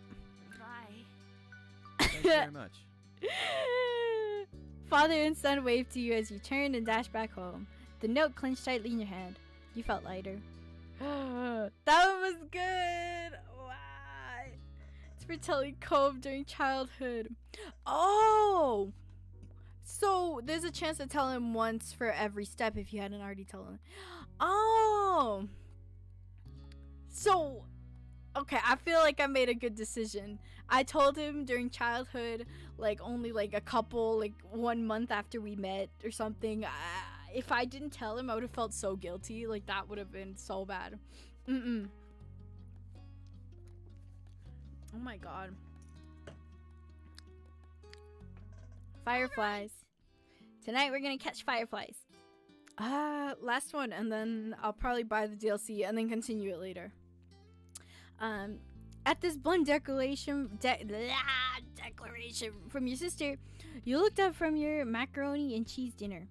Fireflies were a familiar sight over the summer, coming out on warm nights to dance through the sky. Tonight was particularly blammy. You knew there were bound to be tons of them around. Oh, are you? Wonder how it would have changed if you didn't take the money. Yeah, I'm wondering what happens if I didn't take the money. But at the same time, I would have taken the money and been like, okay. I'm gonna eat faster. A grin curved at your lips as you started to eat a bit faster, excited for what was to come. It seemed like you were too excited, however, as you started to choke and cough on your food from more shoveling it down so quickly. While he reached over to pat you in the back, firmly helping you to dislodge the noodles and enabling you to breathe again. You took a big gulp of water from your glass, giving your mom's sheepishly look. Oops. That's a good idea, Lizzie. Can we come, Miss Eno? Shiloh tapped his fork against the table excitedly, his face lighting up as he looked at Lizzie. It was unusual for Shiloh to still be here. Like always, his mom had to bring him over really early in the morning before her job started. But normally she would have picked him up by now. She called before dinner to tell your moms no, she'd be late. You didn't hear why. You probably, oh my god, I can't read. You didn't hear why. Probably more work things. You're still alive? Hey, I'm still alive, yeah. You thought maybe getting to hang out with Shiloh for longer is what made Lizzie want to keep running around. This is nothing compared to like Stardew Valley stream. That was 7 hours. I was streaming until like 2 in the morning. Staying at home and watching TV was never an option for her with guests over. That's why you're pretty sure she'd get your moms to agree. Wow. It's already dark out there. Lizzie gave mom the best puppy dog eyes she could. She always didn't get it. I want to finish these. Slowly spooning mac and cheese into her mouth while you waited there for her response. There. Now let him go. Nights like this don't happen every day. Your parents exchanged a look, then mom eventually sighed and nodded back. Yes! Along with Lizzie cheers, you threw your hands up in triumph, but waited until you finished chewing to say anything because you knew it would be rude to talk with your mouth full. Fine. Just make sure you stay on the hill behind our house with all the puppies, okay? Duh. Puppies. No, Mom, that's where most of them are. The idea that had only been planted in your head, but you could just picture all the glowing lights spreading out in front of you, just like the fairies from the bedtime stories Mommy reads sometimes. This one is my favorite Step 1 base mode gamer woman. from all of them, or just the free version and no DLCs. All too quickly, it became a race to see who could finish their food first. They're choking at the dinner table now. That's right, if someone died, we'd have to cancel the Firefly trip after all. Mom said it was like a joke, but you knew that they were both telling you kids to slow down. Shiloh did immediately. The free. Oh, okay. When you glanced at Lizzie, is that what people call it? The base thing? Step 1 base game? Just the base. Oh. Is that what y'all call it? The base game? Oh, man. Okay. Shiloh did immediately. When you glanced at Lizzie, you saw her still eating faster than she should. Elizabeth. Jeez. No one's gonna die. Sheesh. A knock at the door interrupted your mom before she could no doubt scold your sister. I get it. Wow. Your big sister jumped out of her seat and ran over to the door, pulling it open without even looking out the window to see who it was. Huh? You shifted in your seat to try and get a glimpse of the unexpected guest. Hi. Good evening, Cove. Your mommy had already walked to the door by the time you managed to see past Shiloh's flappy hat. Oh, hi, Cove. You're here. Cove smiled at your enthusiastic greeting, and you hoped Mommy would let it ask him to say. It didn't matter why he was there. It meant he could join you all in catching fireflies. Then, for a few seconds, Cove said nothing. He only stood there and looked up at your mommy with a face almost like he was considering turning around and leaving. My dad told me to drop this off because I guess he borrowed it for you. Cove took a familiar screwdriver out from his large-sized pocket. Eyes now dropped to the floor. We left ours back home when we moved. Great, thanks, bye. Hey, oh, what? Hey, thank you. Why don't you come inside for a bit? Lizzie crossed her arms and lifted her chin. Cove shrugged, and Mom stood from the table too. I'll give your dad a call to let him know you got here all right. Shiloh! So cute! Cove shuffled fully inside, eyes remaining on the ground. Mommy closed the door behind him. Hi. He's so cute. Hi. Shiloh gave Cove a friendly smile while waving by holding his hands up and opening and closing his fingers. Cove nodded in response. Cove, are you gonna catch fireflies with us? You could come outside with us if you want. Come catch fireflies. You could see Lizzie eyeing you for mentioning the excursion to an outsider, but she'd get over it. You hope Cove would say yes.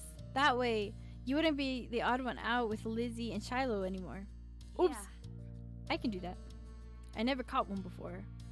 Too bad he didn't have the chance before now. The fireflies weren't out when he first moved in, and there must have not been anywhere he used to live. We can't go until after dinner. After she pointed this out, Lizzie walked back to the table and took her seat.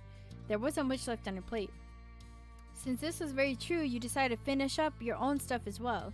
Cove stepped closer and eyed what was on the menu for your family's meal. Have you eaten yet? Yeah, my dad and I ate earlier. What do you have? Eggs. The clipped one-word answer seemed to discourage Shiloh from asking any more questions. His eyes slowly wandered back to the last scraps of food on his plate. Her phone call with Cove's dad must have ended because your mom came back into the room. Okay. Cove, your dad said you can stay for a while if you'd like, but he's coming to get you before it gets too much later. Sure. Fun. I love this one. Everybody likes this one the most. Ooh, fun. This will be so nice. As you polished off the meal, you hoped it would be too. The three of you all finished eating shortly after, and Lizzie led the way outside. Remember, don't stray too far off. It's fine, Mom.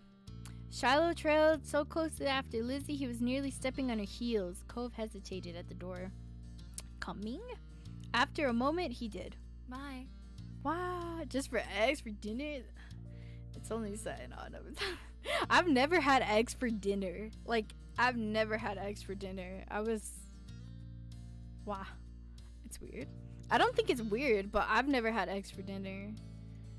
I've never tried it for dinner. The two of you were a good 10 or 15 feet behind Lizzie and Shiloh. By the time you walked outside, you pushed the door shut behind you, watching their figures get farther and farther away. Hurry up! You're so slowly. We don't have all night. You started to run when you heard Lizzie's voice calling you, but paused when you saw Cove still walking at a relaxed pace. Eggs and bacon. I'll walk with him. You fell behind, sliding up to him and matching his stride. He noticed right away. It's okay. You can go on ahead if you want. You smiled and shook your head. I don't. After a short while, the two of you reached the hill behind the house. The fireflies were out in full force, floating on the breeze, their gentle glow winking in and out and creating an almost magical effect. Wow.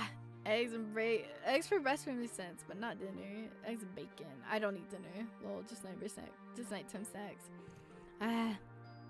I usually eat just a ramen cup at dinner, and then in the morning, if I can, I'll just eat eggs and potatoes. That's all I do. The fireflies are out on full force, and I don't really eat lunch because most of the time my breakfast is my lunch, you know? Wow. Lizzie had already climbed on top. Shiloh was spinning in circles somewhere around the middle. Wow. Shiloh took a moment to come over and welcome the both of you to the hill. Ah, he's so cute. Hi guys, it's really great out, huh? See how many there are? Yep. A firefly danced through the air, landing on Cove's sea-greened head. Shiloh couldn't help but giggle. You and Shiloh couldn't help but giggle. Yeah. Covering your mouth with a hand, the sound escaped you, and Cove looked at you in confusion. What? Oh. Look, Lizzie has one. It's amazing. Shiloh ran to the highest point of the hill, making sure not to lose his hat or backpack along the way. You hummed as the group divided and conquered, shifting your gaze to the dozens of fireflies sailing around. The game was on. Wow. Wow, you had a bandage on your thumb, so you try to be cautious. Why do I have bandages? You had a bandage on your palm. You had 2 bandages on your hand. You're so good at getting cut, you're not worried about that. Okay, well, if anything, they'll always be on my fingies, and I'll always have more than one. I eat every hour. Spotting one close by, you approached it with an assassin-like stealth, crouching down to make yourself seem like less of a threat. Slowly dragging one foot in front of the other, you crept up towards it, arms outstretched. You close your hat. I smelled meal, so I'm breaking through and starting to get hungry. I felt that. You close your hand around the little glowing orb, careful not to crush it. The firefly landed on your palm, almost docile, and you stared down at your prize in delight. Its tiny legs tickled your skin, and you giggled at the sensation. Cove kept up with his own target, but when he tried to grab it, his pink cast waved awkwardly through the air, foiling his efforts to clap his hands around the firefly. Cove watched it vanish into thin air, with a dissatisfied expression on his face. You want to see the firefly I got? Hey, it's exactly what I said. Okay, hey, want to see the one I got? Cove gave one more look in the direction of his lost prize before coming closer and peering at the insect still crawling across your palm. He held out your hand and he leaned closer, eyes widening a tad behind his glasses. Cove remained hypnotized by the little bug as he inched his hand closer to yours. Ultimately, he settled his fingers lightly over the top ones you were holding open. It tingled. I still very still. Dude, I can't. It's cute. No, wait me. The last thing you wanted was to accidentally scare the shiny treasure off. Oh, we passed it to him. The firefly, noticing the new connection, crawled up onto Cove's hand. He quietly gasped. It worked! Yes. You got one. Cove's lips turned into a slow smile, and his eyes shined brighter than the bug. Thanks, Lee. He's so cute. Oh, he's smiling. He's happy. With a laugh he gave at the palm of your hand, a friendly smack performing an awkward low five. Startled by the extreme movement, the tiny light disappeared before you could even blink. The firefly was gone. Sorry. Oh, it's fine. No, you're good. It's okay. I couldn't keep it forever. You're right. Bugs have to stay outside. Let's get another one. Okay. Let's go more. We can work together. He's so happy. His face broke out into a wide grin. We'll get a bunch.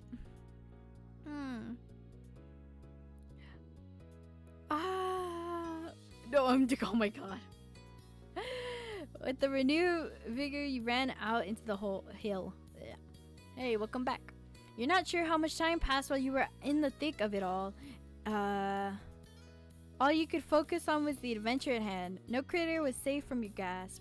At first, you tried to keep a tally of how many you had caught, but once the number grew higher than 10, you had no more fingers left to count with. You were having the time of your life, racing up and down the hill with the crash of the ocean and the sound of everyone's laughter echoing in the background. Leo! That's not this way. You followed the sound of Ko's voice to the top of the hill, watching as he stretched his arms in front of him. Reaching with his fingers and only narrowly missing his target. I can't. Cove and you took turns trying to scare fireflies in the direction of the others.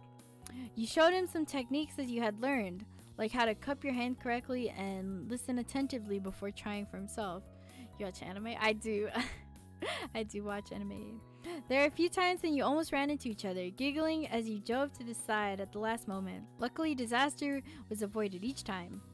It was an overall huge success with the both of you catching multiple fireflies each. Eventually, the fireflies began to thin out as your energy started to lapse. You decided it was time to call off the hunt. Cove, he's so cute. Oh, Cove didn't complain. He breathed in heavily, and his face seemed really flushed. That was a lot of fun. It's not 18 plus. That was fun, a lot of fun. You smiled. This is just wholesome. You smiled at him broadly, happy that he enjoyed the activity. Yes, it was. Come on! Lee, I get up here. We're gonna have a race. The shouting caught you off guard. It had been quite a while since you heard from Lizzie or Shiloh. You glanced over to see them both standing on top of the hill. Lizzie beckoned to you with quick hand gestures. I don't think so. Let me see. No, I don't think so. It's pretty safe. It's safe. Wholesome content. Yeah, it's just wholesome childhood friends to lovers content, sort of. It's cute. If she was like that, you knew there wasn't much room for disagreement. Up the incline you went. From the corner of your eye, you saw Cove was coming up as well. He didn't care for Lizzie a lot, so you thought he might be intrigued just by the idea of a race. Hi. Shiloh's so cute. Hi, Cove. You can't roll it down a hill because you could hurt your arms. You'll be the ref for the rest of us. Lizzie pointed this out. Cove froze in place. Oh, it was that kind of race. He frowned down at his cast. That was the second time it got in the way tonight. What? Yeah, you'll watch and see who gets to the bottom first. That's important, got it? I guess. The cast was sturdy. If he was careful, he could have done it. Lizzie might have been joking for a reason to make somebody else the reference, but it was already decided.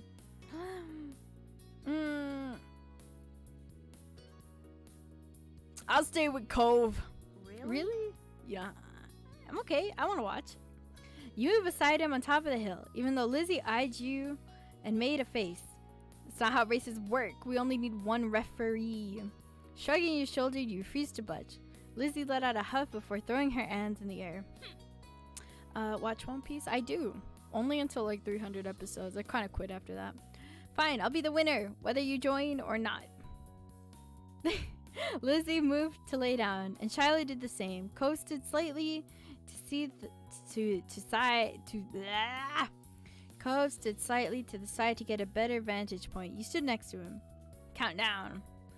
Cove stood up a little straighter. It seemed like he was taking his newfound referee duty seriously. 3, 2, 1, go! Lizzie and Shiloh took off, letting gravity do the work and rolling at high speed towards the bottom of the hill. You and Cove leaned forward to watch them go, eyes peeled for which of the two would reach the bottom first. They were both neck and neck, until halfway down the hill, Lizzie started to veer off the side, giving Shiloh a huge advantage. She obviously hadn't noticed a thing. As soon as Shiloh reached the bottom of the hill, he jumped up excitedly and threw his hands in the air. I won! Almost immediately, he fell back onto the grass, still dizzy from his roll down the hill. Oh my god. And the fireflies are really cute. Lizzie stomped out of the bush she had ended up in, sputtering angrily and brushing leaves from the front of her dress. Not too bad, you got lucky. Let's do it again and see who wins for real. Kid, it's time to come in. No. You snickered, feeling grateful you hadn't been a part of the mini debate. You caught Cove's eyes and saw that he was doing the same. It had gotten late. He was beginning to feel a little bit chilly as you made your way out of the hills. I completed every episode. Happy episode and that. There's like a lot. I've heard 1,000, but I don't really remember, man. One Piece is just really long. It had gotten late and was beginning to feel a little bit chilly as you made your way out of the hills, but the cold in the air hadn't damped anyone's spirits. The four of you had walked back home together, side by side, down your neighborhood street, discussing with the evening, with each person trying to prove that they were the one who caught the most fireflies. I never got to do any of this as a kid, but it makes me feel nostalgic anyways. Nah, I never got to get fireflies as a kid. You knew that whoever really did catch the most didn't matter much anyway. But all that matters was that you all had a good time, which, judging by the smiles on everyone's faces, you did. Ah, no! That's the end. I have to save or I'll forget. There's a lot of save. I'll just go to. There you go. Yeah. Save over it just in case. But there's a lot of cool stuff. Return the menu. And it's over. It is. It's really cute though. This game is really cute though. It's really cute. No, cause this game is actually really fucking cute. I'm just like, I've never caught fireflies or anything, but I don't know, that made me feel really happy. Honestly, I don't know which one was my favorite, but I think the second to last one that I did, let me see, the Sandcastle, where we had to tell him the truth, was definitely my favorite one. I do think so. It was just really cute. I'm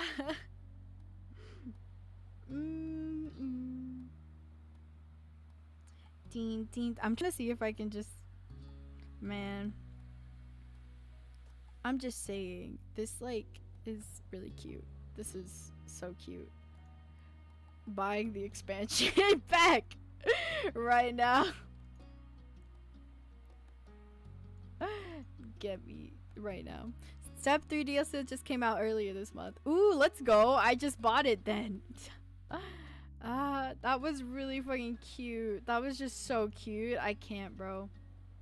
I just had to get it. Like, literally, there was no choice. That was just something I had to do. There was no choice. That's so cute, though. I want to see how he grows up, though. It's so cute. Like I can't do this right now, man. Ah, Fireflies are my new favorite now. This is really, oh, gallery. Oh, sub 2, 3. Oh. So DLC. Okay, so did we get all the pictures we could for like all these DLCs? Or I mean all the like side ones?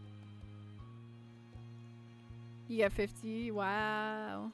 That is a ton of Fireflies. I want to get the DLC. Ah. This is really cute though. This is really cute though. Like I can't, like, this whole thing was really fucking cute. Okay, let me close it then. No, I get the DLC. I did. I just bought it. I just bought it. Oh, that was loud. I just bought it like 2 seconds ago. Bye. Have a good class time. But no, that was like actually so cute. Like, that was so cute. Like, I don't even know. Like, oh my god. Dun, dun, dun. Dun, dun, dun, dun, dun, dun, dun, dun, dun, dun, dun, dun. Let me just double check if I actually downloaded it, because I think it did download, but I have no clue if it actually did. Oh, I just want to double check the download. I have another recommendation. Spilled beans. Oh, check it out. Download updated. Hee hee. I got the DLCs down here for next time. I want to see Runaway though. Runaway seems like it's really interesting. But I got the DLCs for the next time I stream. Next time I stream this game, which will be like next week-ish, you know? It'll wrong screen. It'll probably be sometime around next week on Wednesday again, because, you know. Ding ding ding. But oh my god, spill a recommendation, cause my god, that game was really cute. This is really cute. I've heard it's a good idea to save Runaway for last. Runaway for last? Really? You know what? Maybe, cause the fourth to the last one was my favorite one for like the base game, but like, short, but the MC is adorable. Is it on Steam? I have all the games I want on Steam. Let me see. Oh, I scared myself with my phone. Not me. Not me. It's my basement?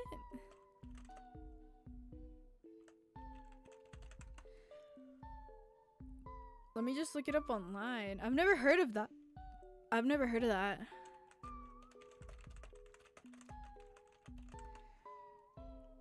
Oh, what's this?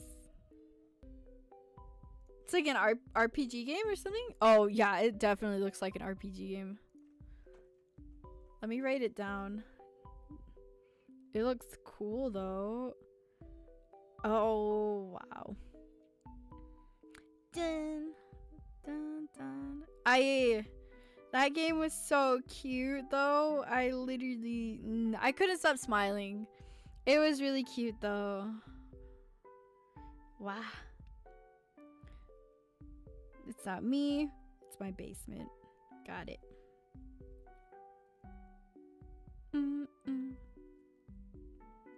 But that was really cute. Oh my god. Oh, can I just sneak a little peek at like blood, like XXO something blood drops? XOXO. Let me see. I'm just gonna add it to my wish list, okay? I'm not gonna look too much at it. It seems really, really cute. Protect Cove at all costs. He's really cute. He's very cute. Let me see. GB patch games. Oh, I see. It is free. It's like, it is a chibi version. XOXO droplets and blood droplets. Full version extension. Okay. Okay. Full version extension. I'm thinking. Protect the boy. Man, y'all spook me with the you can get so many bad endings. I'm just like, wow. Okay, I'll see about the full version. Just let me know. Is this the right one? Let me see. Let me see. No. No, again. I swear. Is this the right one? This one, right? Blood droplets. Full version. I'm probably just gonna add the full version. What is this one though? Like, is it spicy or is it like normal or is it somewhat spicy? Oh, they have a free version and then like the full version to pay. Okay, I'll probably just get the paid version.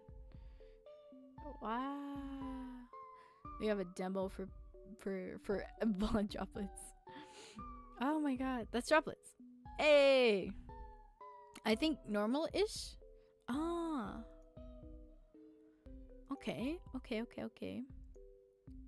Man, okay, I just added it to my wishes. I think that's XXO bro droplets, not droplets. So the regular droplets. Let me see. Let me go back to my library, find the thing again. I think I know what you're talking about, like the regular version, the art style, because I saw one with the art style a little cuter. So this is the other one, right? The one that y'all are talking about, the like cute one, I guess, right? Yeah. React to Blood Droplets trailer on Steam. Yeah, that's probably okay. Add it to wishes. Let me see. I want to do that right now. Just oh my god. I just don't want there to be any copyrighted music because you know YouTube, they always get all mad. They always get all mad over it. Ugh. Let me see. Blood droplets. It's by DB. Wow.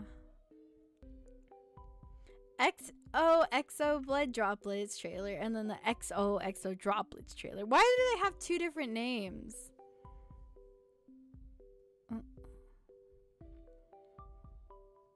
Maybe I think I'm just gonna wait until I officially play the game later on, until like before I can't do it, I'm watching it. It seems, let me see, which one did you want me to see? Blood Droplets trailer? Okay. I just don't want there to be like any like copyrighted music because you know that stuff sucks. I don't know how to tell. Whatever. I don't care. But like I don't get the idea of this game. It makes me so oh. Huh? I just know that y'all said that Tiny. I'm sure are gonna read this diary someday. I'm going on my first real date with that special someone. Huh? He isn't aware of it yet, but you know, that's not an issue. And I'm not even joking. The only problem is everyone else. But I don't care that those other jerks want to ruin my life. I will get what I want. What's going on? The last thing I do. So confused. That's also not a joke. Oh, that's also not a joke. Kill level? What?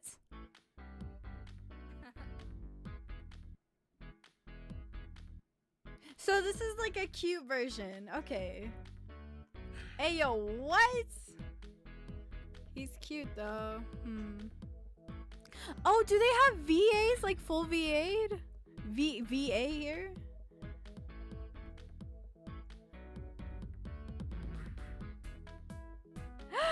This is him. Oh, that's what. Underestimated stalker. This is Shiloh. Oh, of course. Okay. What?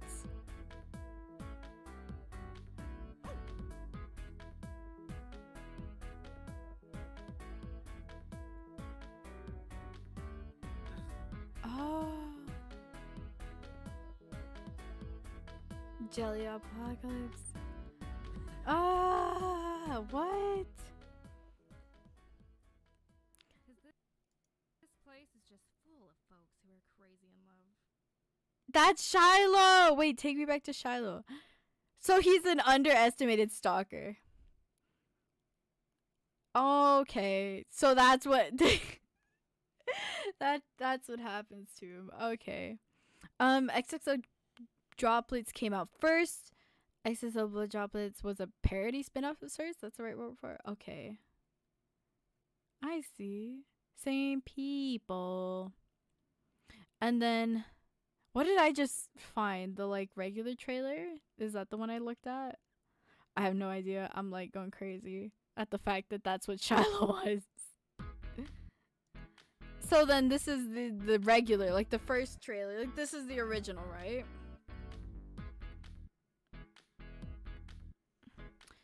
I'm just so, you know, like last time. Ah, why? I'm just like the like contrast between them is crazy.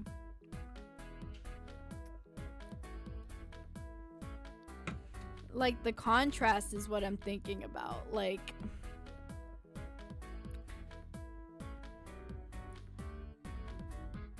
let me Shiloh! Wait, I'm pausing. Dude, he's so cute. He's so cute. Look at him, tiny mans. That's. I'm sorry. He's so cute. Untrustworthy. I like how they did that though. They connected the games.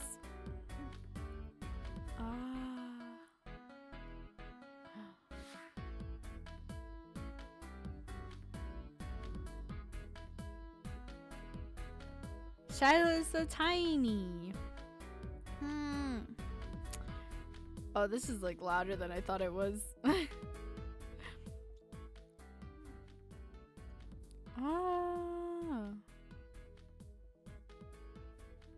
To make friends with if you wanted to. Oh, what?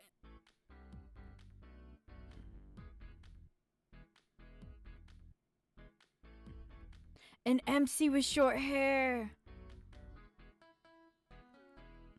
There's a lot of things. Wow. Oh, cool. Customization.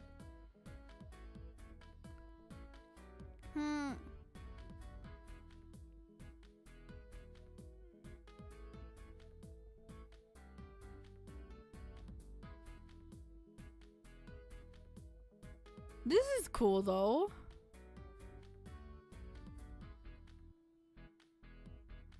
This is cool though. No, yeah, I'm definitely gonna play that later after I finish the first one. The like what is it?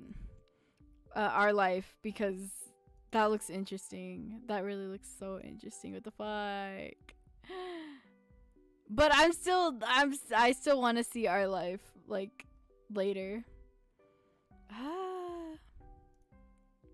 But I hope you enjoyed that. I hope you enjoyed it. Oh my god. It was a fun time. I was vibing. So you see, yeah, week by week. Oh, okay, cool. Sounds like a vibe. Wow. I want to play I want to play it again soon. What is it? I want to play Our Life again because it was really cute. My favorite from like the characters is definitely Shiloh, but next time I'm streaming is gonna be what time is it? Ding ding ding ding ding ding ding ding ding. Let me see. I don't even remember my stream schedule. Oh my god. Oh, it's gonna be Friday Night Funkin'. Except I'm doing mods. I'm gonna be playing on different mods, which is one of the mods. Okay, Friday Night Funkin'. I downloaded some mods. I got Witty mod, Hex, and then Sarvanty or like Sarvanty mod or like something madness. I got those mods, and then I also recently heard that the 7th week got up, like 7th week got released. So hey, that's cool. I'll hopefully play the 7th week, but I just want to show like my skills have definitely improved since the last time. I can play this game better than I ever did in the first stream. The first time I played. My god. But thank you for joining the stream. I appreciate it. And I don't know. I'm gonna go read some more To Your Eternity and cry. Yeah. But I hope you have a nice day. Thank you for vibing and vibing with me. Yeah. I don't know how to end streams. Oh, also, thank you. I reached my goal of 150. I have no idea, but I wanted to say thank you because when I've been stuck at like that weird number, like 130 to 140 for a while, but it feels like I finally got out of it, which makes me really happy. But yeah, I have my Discord and my Insta, and subscribe if you want. I hope to see you next time with Friday Night Funkin', and bye. Wrong screen.